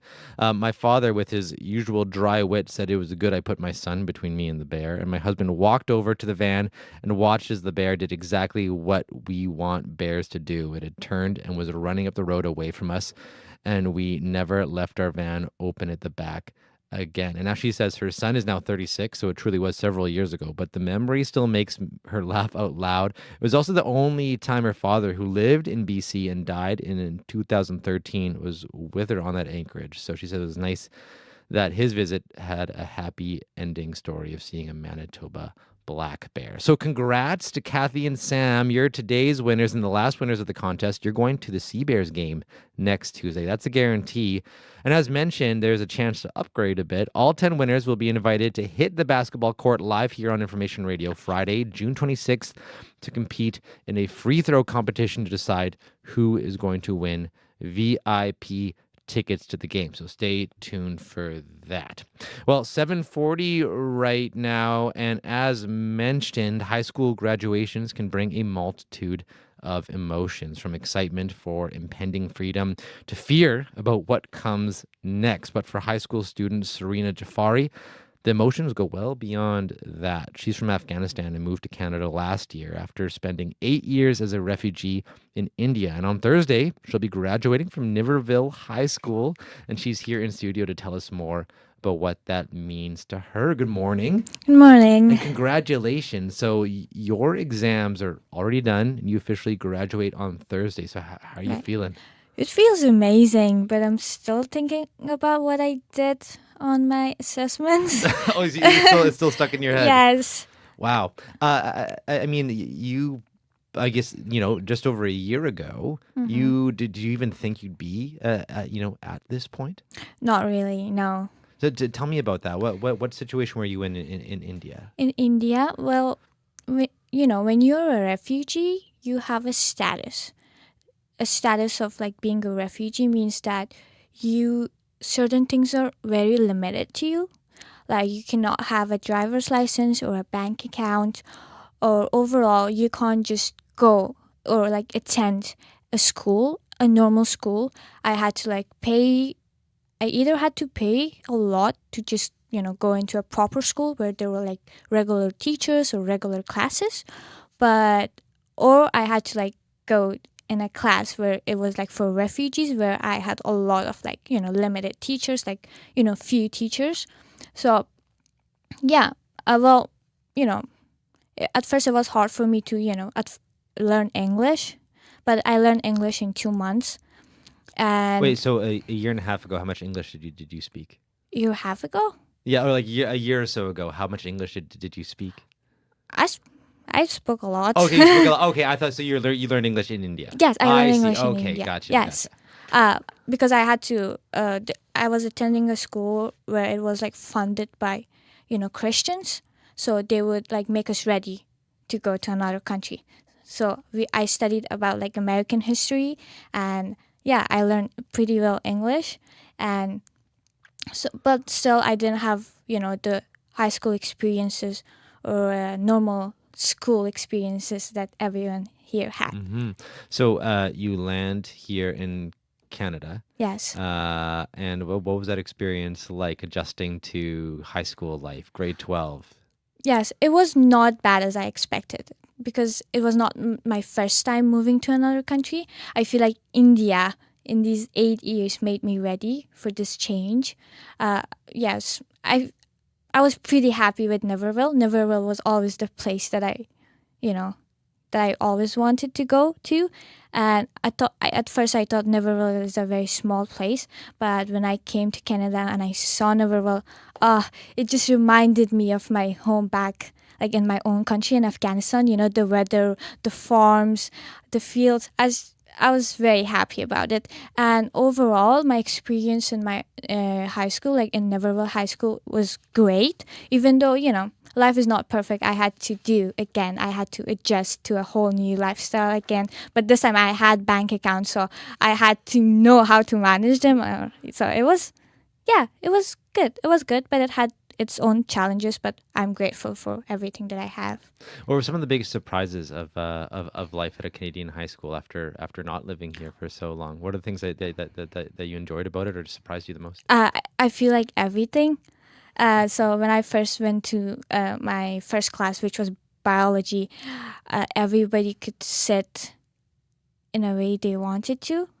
Back in like India or Afghanistan, we had to like sit straight facing the teacher. But in Canadian high school, there were like some chairs there, some chairs there. And I also appreciate the fact that the school cared so much about sports, arts, and music. Not every schools does that, like in Asia or like in India or in Afghanistan. I also appreciate the fact that they care so much about students, and they have a lot of opportunities for students. And they also have a guidance counselor. I didn't know what a guidance counselor was till the second semester. Yeah. Well, good thing you found it out. I also understand you mentioned art there. You actually made some art that actually ended up even getting sold. Yes. How did that happen? Well, I used to do charcoal back in India. I learned how to draw in India, but I've always loved art. Art has, given me a sense of achievement. Life as a refugee, there were sometimes that I felt like I was useless because I couldn't do certain stuff, or like I was very limited to do those kind of stuff. So, and when I discovered that I have a talent in art, it just gave me a sense of achievement and like a sense of something, I'm useful. I can do something. And I joined the art class in Neverville High School, and my teacher, Mr. Clark, has been a very, big part of my story in here. My art teacher, Mr. Clark, has encouraged me to, share my story to people and do a lot in my art. And I was recently invited somewhere on a refugee day to like show my arts. And someone was very interested in it and asked me about the price. I didn't even know how to price my art at that time. Yes, and I sold my first painting here. Oh, congrats! That's amazing. Thank you. And when you just want to quickly backtrack to your time in Afghanistan. When you were before you moved to even India, what did you think about your future and your education in Afghanistan when you were living there? Afghanistan is not a place where you think about your future. You think about your survival more. You don't know if you have a tomorrow when you're in Afghanistan.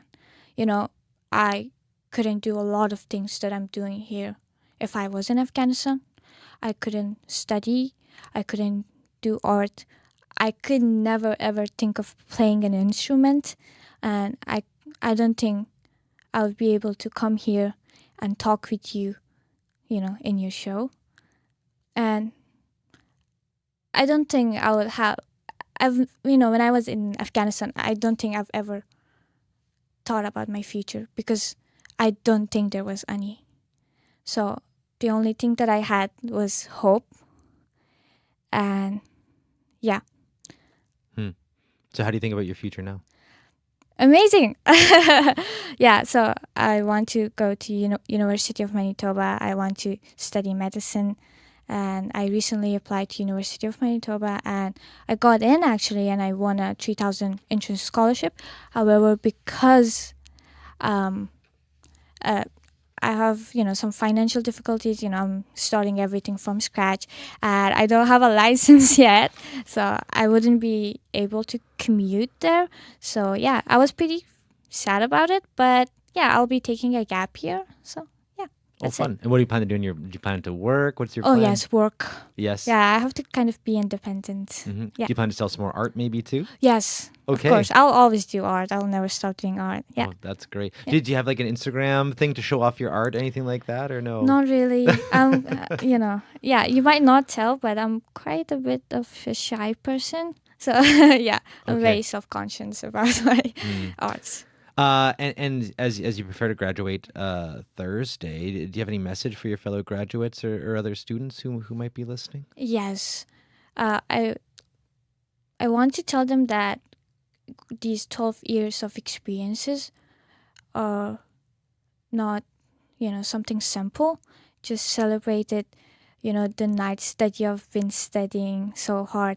And, some of us might have been bullied. Some of us, might have been involved in school dramas. Or, some of us might have tried so hard but still got a very low mark. And, it's just amazing that we have come this far, and like everything is, getting finished, getting done, going back to our first grade where we didn't even know what school was, and now like we are becoming an adult. So I just want to tell you that get up and celebrate it. I sometimes joke with my mom that graduation is bigger than marrying, like because you've studied so hard and you have did this for yourself. And yeah, just don't be cranky, don't be lazy. You have a lot of time to be lazy, so just get up and celebrate it, and to always have hope. And I define hope as the confident expectation that God has something good planned, whether the circumstances, just look at my story. I was a refugee in Afghanistan. I was in Afghanistan, where girls are not allowed to study, do basic things, or go out without a male, or like laugh loudly. So I came from a place like that to India, where I was a refugee, where I was very limited. And after 8 years, I'm here and I'm graduating. So there's hope for you too. You'll be okay. Well, we'll leave it there. Serena, congratulations, and a very bright future ahead for you, I'm sure. Thank you so much. Serena Jafari is a graduating student at Niverville High School. Manitoba may have a reputation for being cold and flat, but our podcast isn't. I'm Marcy Marcusa, the warmest host on the prairies. Even when my podcast, This is Manitoba, is exploring some challenging issues. I'm never flat when it comes to holding our leaders to account. Some of those interviews have been called spicy. If you care about this province, check out This is Manitoba, with new episodes dropping every Wednesday. Well, certainly not spicy outside right now. Cool day out there. We're only heading for a high of 18. And many Manitobans have been hearing a lot of this. Last night, showers, thunderstorms spread into some parts of western Manitoba. And of course, we got lots of rain even here in Winnipeg. Environment Canada says precipitation will be intense as it moves east throughout the day. And widespread accumulations of 10 to 15 millimeters are expected by today in Winnipeg. And relentless rain has been the story since the beginning of June, which saw thunderstorms, heavy rainfall, hail, devastating floods. So why is Manitoba so darn wet right now? Alex Crawford is a climatologist and assistant professor at the Department of Environment and Geography at the University of Manitoba. Good morning, Alex. Good morning. Thank you for having me. So why are some parts of our province experiencing this much rain in June? Yeah, so I think there's two things I want to say to that. First, if you are thinking that this is a lot of rain, you're right. If you go back 150 years, which is what we have for good weather data in Winnipeg, this is the fourth most precipitation we've had in those 153 years over like the past 6 weeks. So think like May 11th through today. Wow. And then the second thing was why. And that this is not entirely uncommon to have several thunderstorms in June and to have several of what we call extratropical cyclones in June, but there's a bit more than normal. And these large extratropical cyclone storms like we're getting right now, those have been a little more common than usual. So do you know exactly how much rain Manitoba has received this month so far? Well, my numbers are now outdated because it's raining as we speak. But as of yesterday, it was 197.5 millimeters recorded at the Forks over that 6-week period. So that's downtown Winnipeg. Other parts of the province varied. If you go up to Stonewall, they had more than that just in one day. So precipitation's highly variable. But that 197.5, the last year that was higher than that was back in 2000 when it was 198.5. Wow. We may just break that today, so we'll see. So how common is, actually next, when was the last time, just actually moving forward, so there is 15 to 50 millimeters expected across some parts of the province. Is that considered like a lot for this time of year in terms of just like one go, or?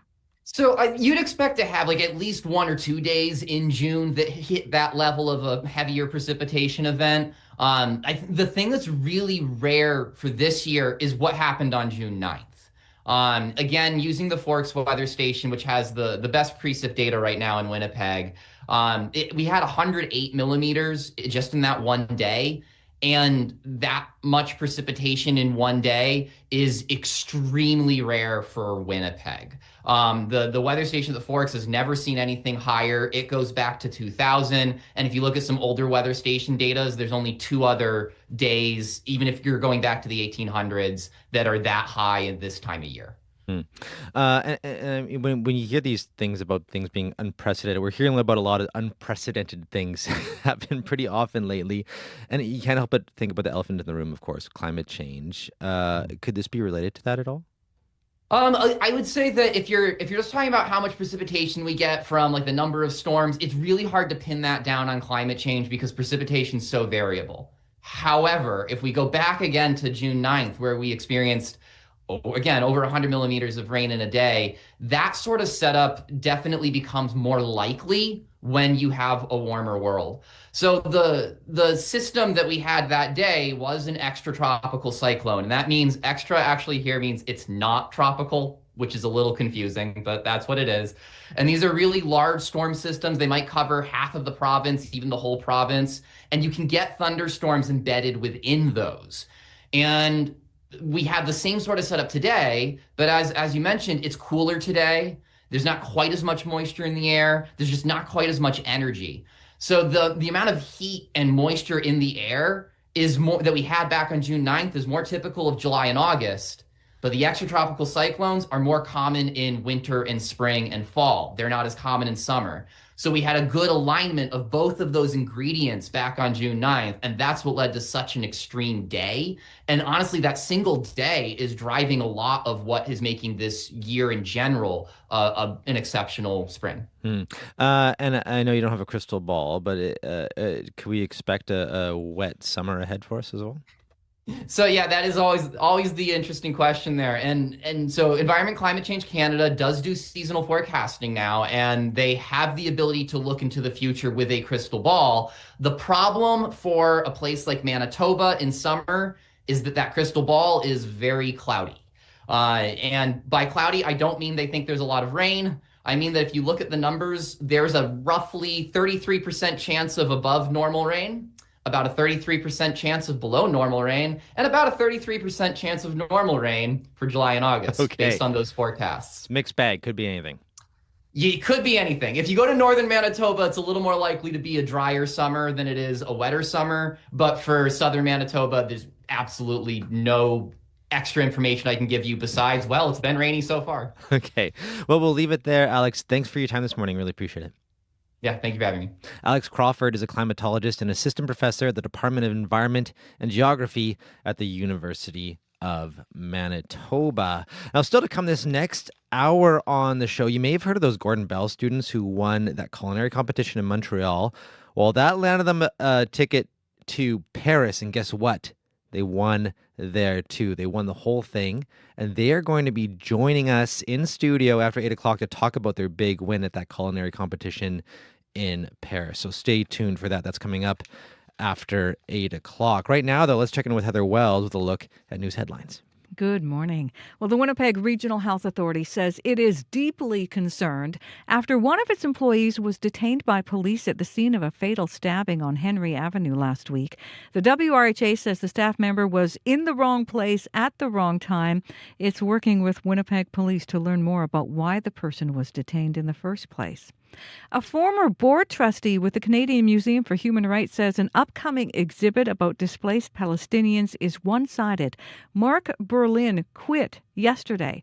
The McGill University professor accuses the Winnipeg Museum of telling the story of the Nakba without consulting the Jewish community, and he worries this exhibit will fuel anti-Jewish hate. We'll hear more in our next local news coming up at 8:30. Thank you very much, Heather. That's Heather Wells at your CBC News Desk. I'm Corey Funk, in for Marcy Marcusa. You're listening to Information Radio here on CBC Radio 1, 89.3 FM, 990 AM. We'll be back after World Report. Stay tuned.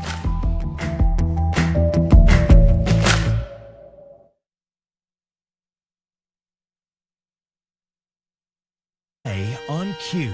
When the violinist Lara St. John spoke publicly about being sexually assaulted by her music professor, thousands of people from the classical music world reached out with similar stories. Her new documentary shines a light on those survivors and the culture that enabled the abuse. She'll be here to tell you all about it. Completely betrayed by the people who are supposed to protect the children. Q with Tom Power. This morning at 10:30 in Newfoundland. And on CBC Listen or wherever you get your podcasts. The CBC News is next. Coming up in half an hour, it's The Current with Matt Galloway. When you think of seasonal affective disorder, you tend to think of those who get sad in winter, but others struggle with this disorder in the summer, and it can be hard to deal with in a season when there's pressure to have a great time. Summer Sad coming up on The Current. This is World Report. Good morning. I'm Marcia Young. People in Montreal are mourning the victims of yesterday's daylight shooting. A police officer and a civilian were killed. Investigators are now analyzing a lengthy in-cell manifesto left by the gunman and trying to piece together the shooter's motives. As Gloria Enriquez reports, the community is honoring the 2 lives cut short. A single blue rose lays on the Montreal police insignia on the floor of its headquarters. Quebec's premier and Montreal's mayor, along with other officials, placed it there in memory of Mohamed Lamine Ben Redouane. Flags are now flying at half-mast in honor of the 34-year-old police officer. Montreal's police chief Fadi Daguerre says he is the first member of the force to die on duty in 24 years. It's a very, very sad day. It's a nightmare. But we have to be solid. We have to be solid for our lady police officer who survived. He says that officer is now in stable condition. They were both responding to a call at around 11:30 in the morning at a Midtown hotel. According to Daguerre, a witness saw a gun sticking out a window, then heard shots. A civilian, Michael Mizrahi, was also killed in the shooting. Rabbi Sol Emmanuel, the executive director of the Jewish Community Council of Montreal, calls it a tragedy. A very warm individual, a kind individual, somebody very involved in the community. The event shook the entire area, including a grocery store nearby, where Robert Benzirem and his wife were shopping. On a vu une armée de policiers qui passaient devant nous avec leurs pistolets. He says they saw an army of police officers who passed in front of them with their guns. At first, they were told to lay on the ground. Then they were taken to the back of the store, where they were locked down for hours. The city's mayor, Soraya Martinez Ferrada, says she will visit the area to reassure residents after yesterday's tragic shootings. Gloria Enriquez, CBC News, Montreal. In Northern California, 2 people are dead in a shooting at a library. It happened in Chico, north of Sacramento, last evening. Police say a child was also injured when a shooter opened fire inside the building. A male suspect was arrested as he fled out the back door. Police believe the gunman acted alone and that there was no broader public risk. There is no information on a possible motive.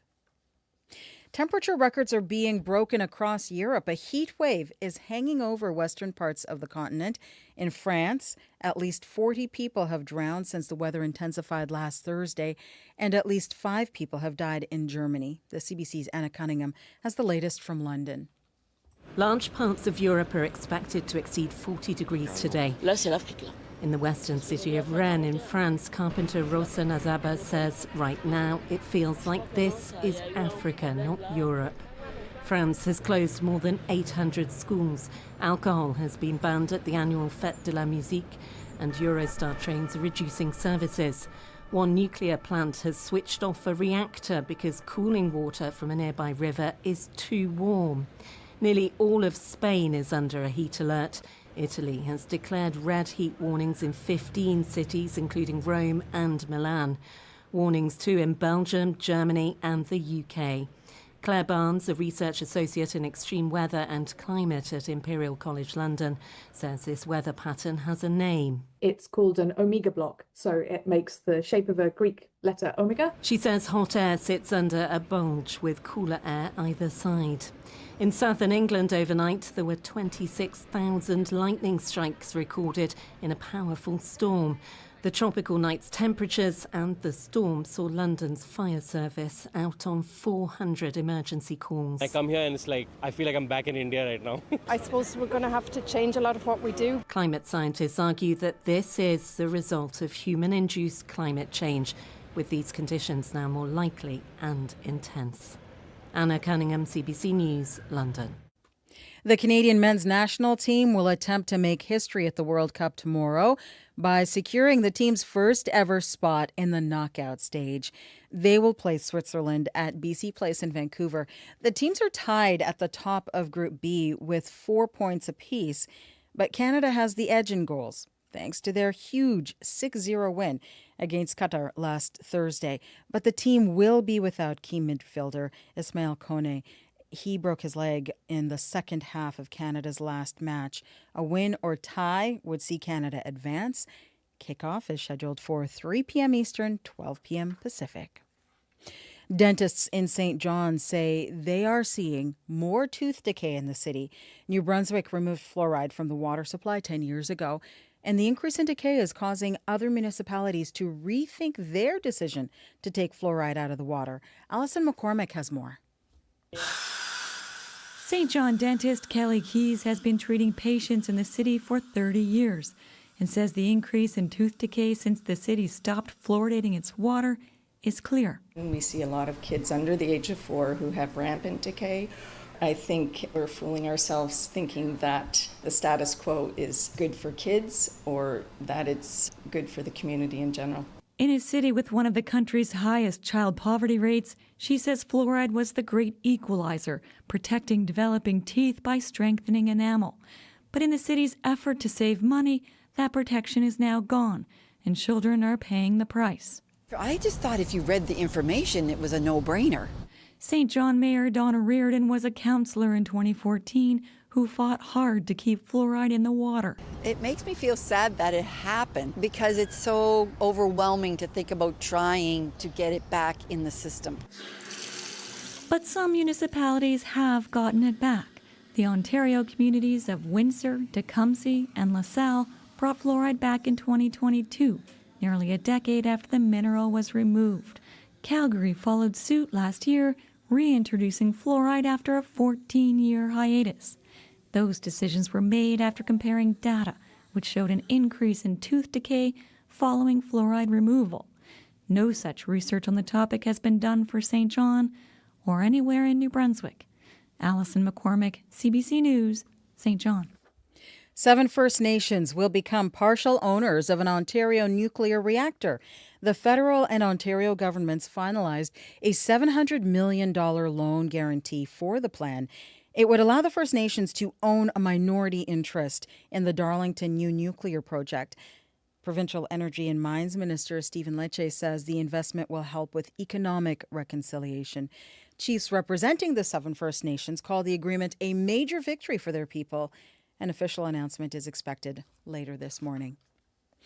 Would you like AI with that? Fast food chains across the U.S. are turning to artificial intelligence to take your order. And as Nisha Patel tells us, chatbots could soon be coming to a drive-thru near you. What drink would you like for your number 4 combo? American burger chain White Castle has hired someone new to take customer orders. Thanks. Your order number is 13. Julia is an AI chatbot that can respond to questions and log the order. If there's a problem, a real person takes over. Jamie Richardson is the company's chief marketing officer. We found that ordering with Julia is better order accuracy than we experienced prior to Julia. But it's well above the 90% range. He says Julia frees up employees to take on other tasks like prepping food and walking it out to customers. So we haven't used it as a way to reduce employment. We've used it as a way to be hopefully more productive. Fast food companies have been testing voice AI for a few years with mixed results. Some customers try to trip up the AI on purpose. Others get disgruntled if the chatbot makes a mistake. I'm sorry, could you please repeat that? Can you give me a side of ranch? Want to add 2 cookies for $1.59? No, ranch. Does that complete your order? After trying it out, customer Kim Gilmer worries about what could be the new normal. They got our order correct and everything. I just hate that that's what the world is coming to. That just means less jobs for humans. The technology is improving rapidly, and McDonald's, Dairy Queen, and Taco Bell are rolling out chatbots at their U.S. locations, while 2 companies that develop voice AI told CBC News that could hit some Canadian drive-thrus within months. Sorry, did I make a mistake? Try saying add or remove. Nisha Patel, CBC News, Detroit. No! That yell earned Joseph McGrail Beta the title of the world's loudest person. The professional air conditioner cleaner from Canberra is being recognized by the Guinness World Records. McGrail Beta discovered his not-so-hidden loudness when he became Canberra's town crier about 8 years ago. He now yells in various competitions. McGrail Beta says the key is not practicing yelling, but saving it all for competition day.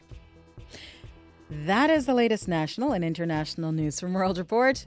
I'm Marcia Young.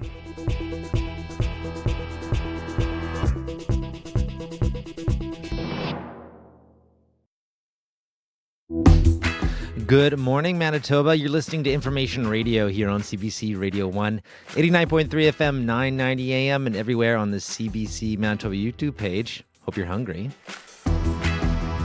Here in studio, we have 3 grade 11 students who are going to be joining us to talk about their big win in Paris. They proved they have the recipe for success after winning the first place in an international cooking competition over the weekend. They're back.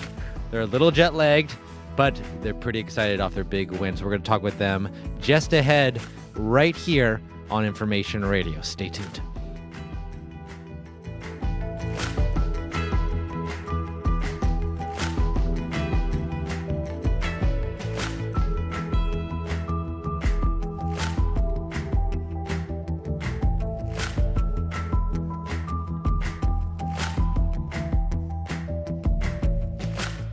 $8:11 right now. Let's check in with Heather Wells with a look at news headlines. Good morning.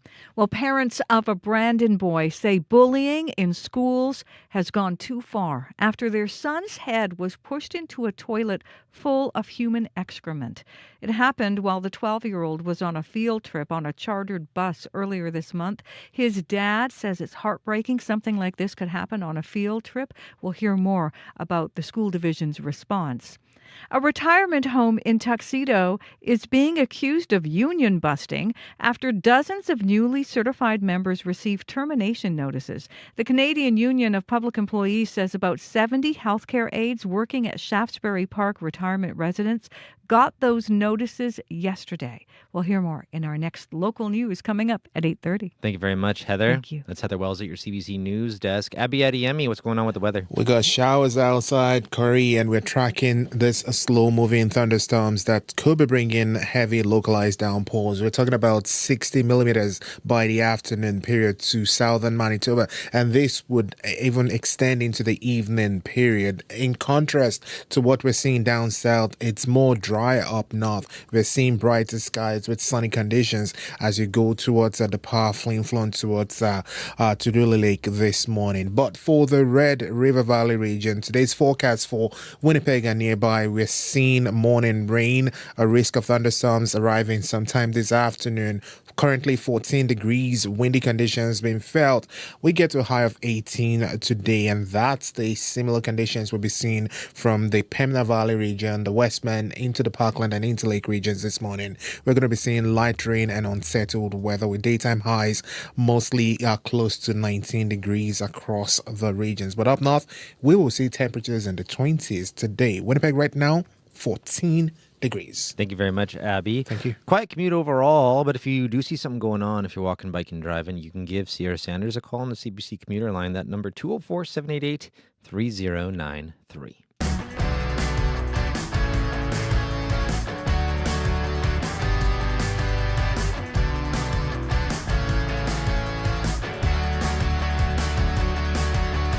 Well, in a city famous for food, 5 Gordon Bell High School students have shown they have the chops after winning the International Kitchen Brigades competition in Paris. And before heading to Paris, they won the national title in Montreal in a competition hosted by celebrity chef Ricardo Larive, Matea Thiessen-Unger, and Avery Van Solkema, and Yevgen Zinchenko are 3 grade 11 students who led their team to victory in both contests. And they join us now in studio to tell us about their journey to becoming international culinary champions. Good morning to all of you. Hello. Morning. Hello. Hi. So has it sunk in yet that you've won this international competition? Not yet. Not yet? No, not at all. It was such a journey to get there. It's really surreal to be done. Right. So I want to hear about that journey. How did this start? Did all of you go into this year knowing that, thinking this was the goal that you'd be going to potentially to Paris? How did it even start? Is this something you just sign up for? Do you audition? How does it work? I'll start with you, Matea. Yeah, so we've actually all been in the program for 2 years now. Okay. We signed up last year, and we were also on the competition team.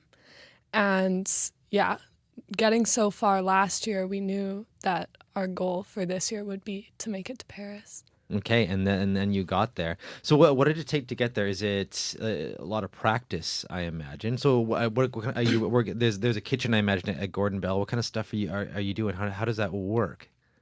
Is it a lot of reps, like just cooking up a souffle, or how does it work? Yeah, absolutely. The process, Kitchen Brigades, is a program that stretches on through 25 workshops, separate from the competition. So the goal of the program is just to teach food security and teach kids how to cook responsibly.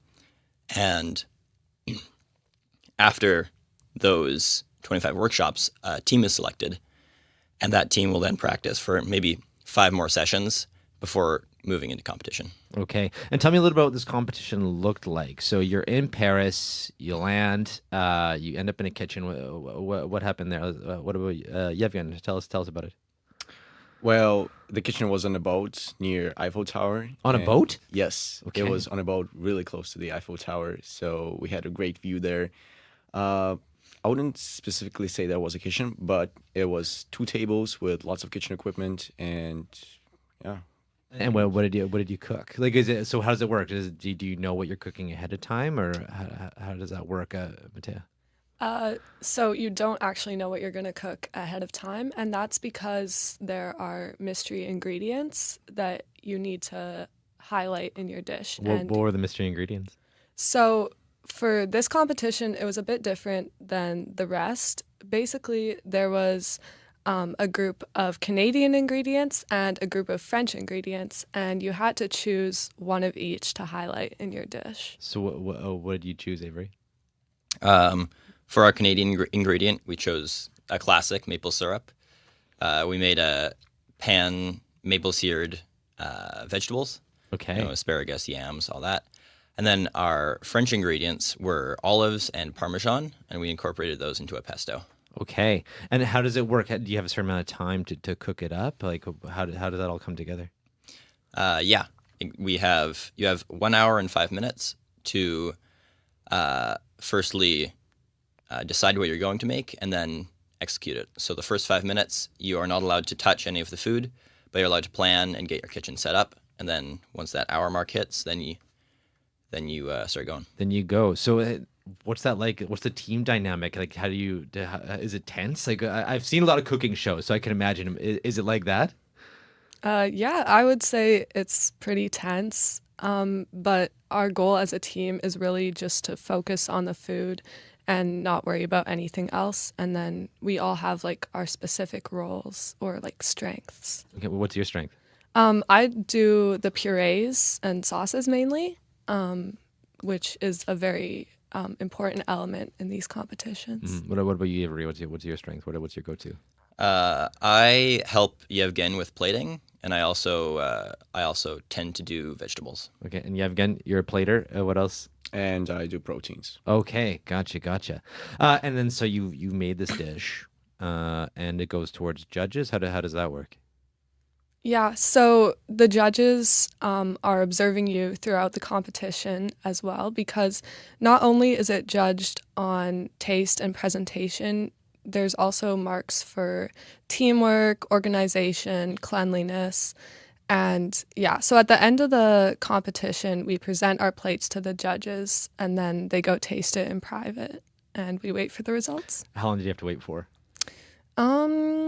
It depends on the competition. I would say for this one, we waited about half an hour. Okay, what was that like, that half hour while you were waiting? Intense, really intense. We looked at the judges. We kind of tried to look at their body language and what they think about when they try specifically our dish and others. But we also discuss what other kitchens made in this half an hour and just trying to assess our spot. Right, and what was your competition? How stiff was it? It was pretty stiff. The other team was really strong. Their own competition was, if I'm not mistaken, 30 schools out of Paris. They fly out to the stadium, and there's top chefs judging them, and they were the best out of the French. Okay. And they're really strong. Okay, so the judges come out, and how'd that happen? How did they announce your win?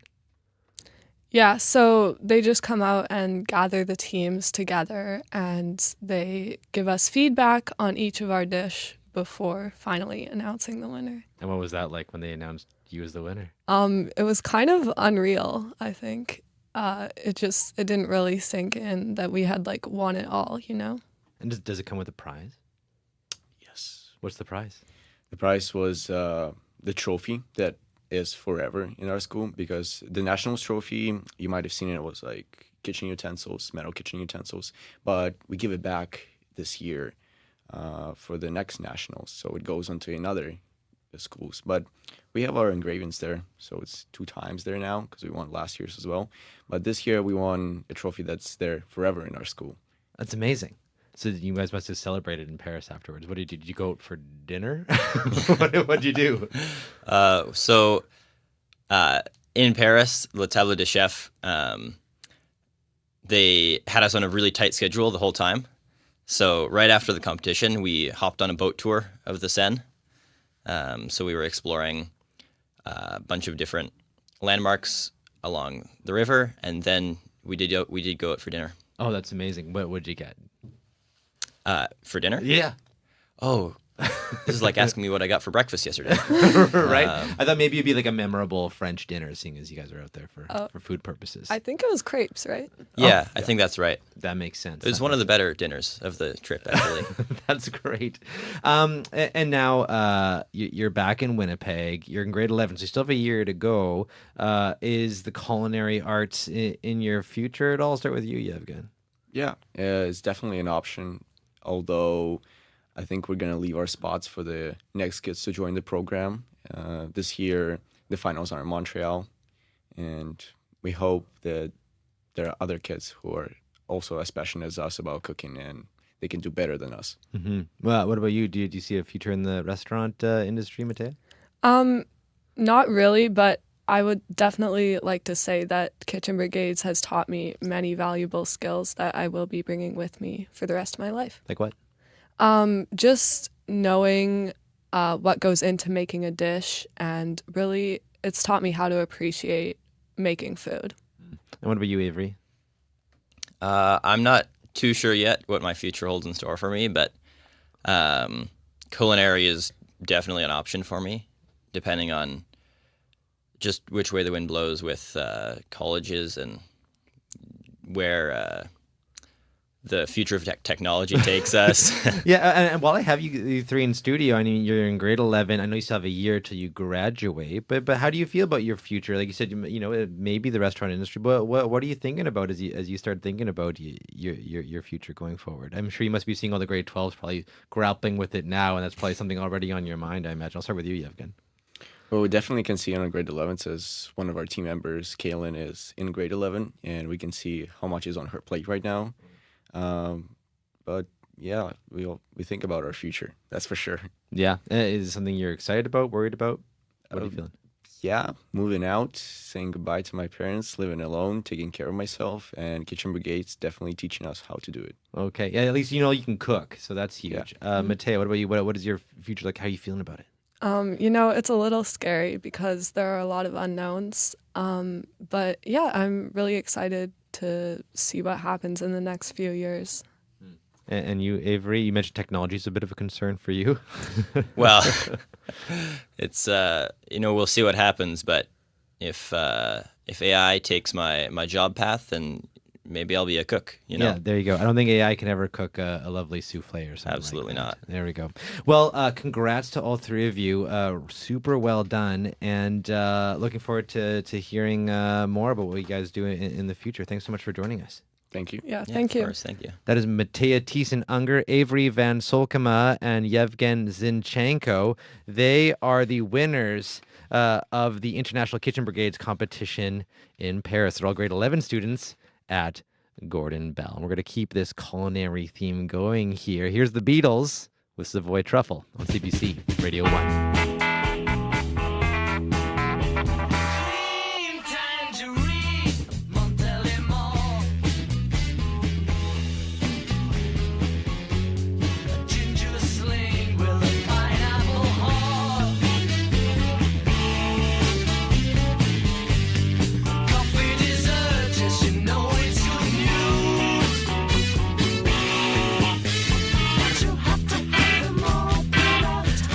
Savoy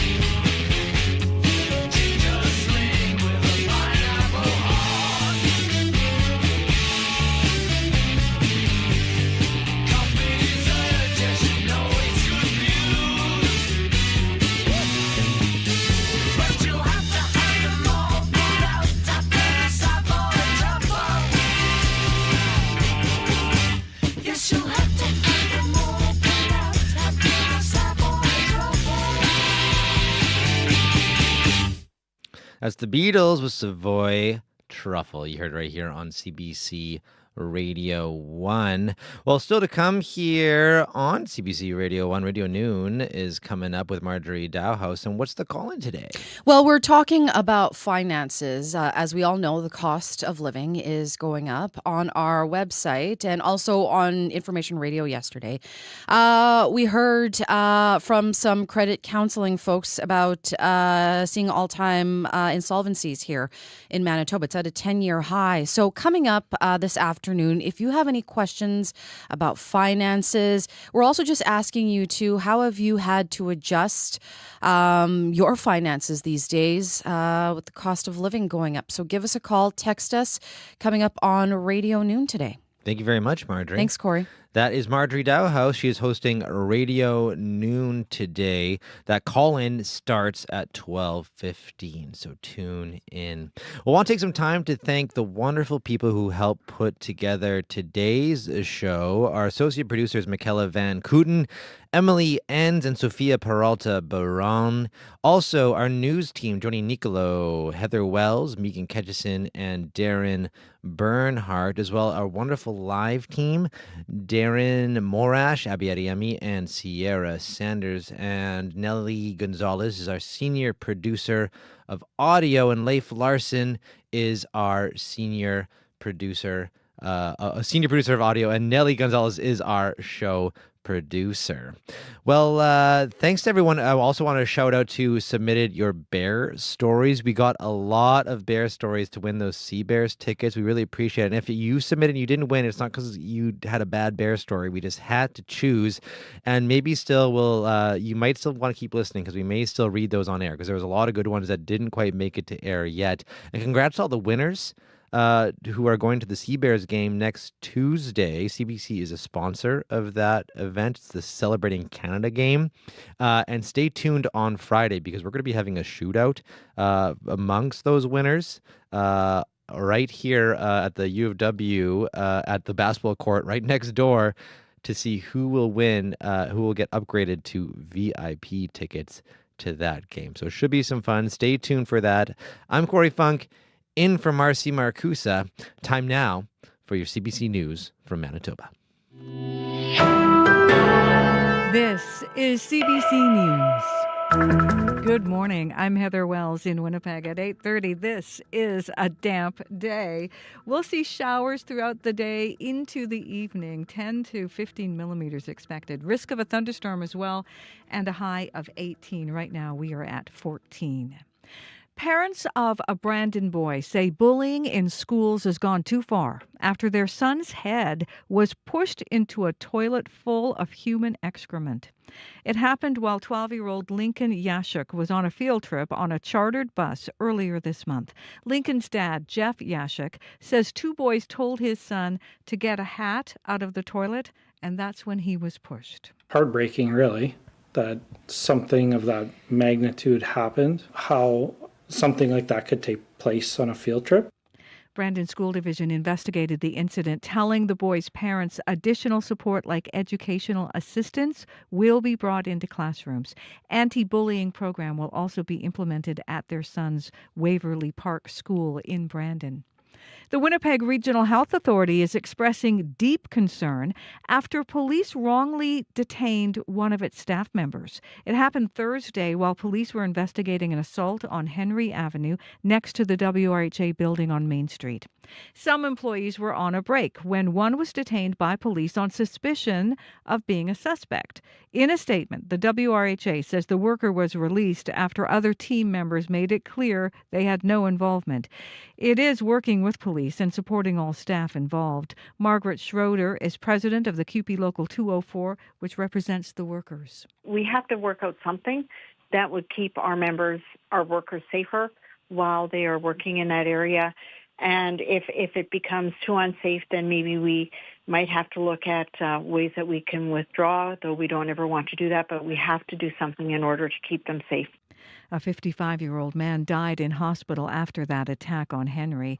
The homicide unit is investigating. A former board trustee with the museum, the Canadian Museum for Human Rights, says an upcoming exhibit about displaced Palestinians is one-sided. Mark Berlin resigned from the museum board yesterday. The McGill University professor accuses the Winnipeg Museum of telling the story of the Nakba without consulting the Jewish community. He worries the exhibit will fuel anti-Jewish hate. And Berlin says the museum could have fostered meaningful discussions. It was such a great lost opportunity. This exhibit provided the opportunity for the museum to sit back and say, we could be a real place of dialogue and reconciliation. We had the opportunity to bring the Jewish community, the Muslim communities together with their leadership and to talk about this tragic period of history. In a statement, the Canadian Museum for Human Rights says the exhibit focuses on the lived experiences of Palestinian Canadians. It adds the exhibit has received criticism and support from Jewish Canadians. It opens on Saturday. A retirement home in Tuxedo is being accused of union busting after dozens of newly certified union members received termination notices. The Canadian Union of Public Employees says about 70 healthcare aides working at Shaftesbury Park retirement residence got those notices yesterday, shortly after the Manitoba Labour Board certified CUPE as their bargaining agent. Robin Powell at CUPE worries about what this could mean for the 210 people who live in that home. Any impact that comes to our staff is also an impact on residents in this particular residency. And, my heart goes out to these families and residents who, from all indications, were also very unaware that this was coming down the pike. The union says it will file an unfair labor practice complaint if the terminations are not rescinded. CBC has asked all seniors care living centres, which runs the home, for comment. A Churchill ecotourism company says the province is dragging its heels on issuing permits for tundra vehicles months after a court order to reconsider how those permits were handed out. In 2025, the province decided not to reissue polar bear viewing permits to Lazy Bear expeditions. This January, a judge ordered the province to revisit that decision. Lazy Bear owner Wally Dowdrich says he still doesn't have the permits, even though the summer tourism season has started. This should have been done back in January, February, March. I believe they're doing it on purpose so that they can cause as much distress in my company as they possibly can. Dowdrich claims the NDP government is singling him out because he is a conservative. The province says temporary permits for tundra vehicles will be issued this week, while full season permits are considered in observance of the court order. You can find the latest news updated throughout the day. All you have to do is head to cbc.ca/Manitoba. Thank you very much, Heather. Thank you. That is Heather Wells at your CBC News desk. And a reminder to folks, earlier on the show, just after 7, we had Aaron Webb who helped oversee maintenance on the Ontario Trail. He just let us know if you do want to see what the trail looks like now, there's actually a brand new YouTube video that just dropped called Ontario 2025 Post-Fire. You should check it out if you do want to see what it looks like now after the fire. So go check that out. Right now, though, let's check in with Sierra Sanders with a final look at your commute. Yeah, pretty quiet on the commute today, Corey, which is good news, but I just wanted to note a construction project that might slow you down here throughout the day. So Chief Peguis, eastbound and westbound from Lagimodiere to Henderson, all eastbound lanes and westbound lanes are closed for street construction maintenance. And so there's only going to be only one lane open in each direction. So that might slow you down throughout the day, and that's supposed to run until the 26th, so until the end of the week. So keep that in mind. Thank you very much. Abby Adiyemi, what day ahead? Well, the active weather brings soaking rain and thunderstorm risk to southern part of the province, while up north we are seeing widespread sunshine. Highs in the south will reach 19, up north we'll see 23. For the city, we get to 18 today under some showers, and don't put those umbrellas away. Expect more showers in the afternoon and into the overnight period. Thank you very much, Abby. I'm Corey Funk in for Marcy Marcus. Hope wherever you are, you stay dry out there. You're listening to CBC Radio 1. The Current is next. Have a good one.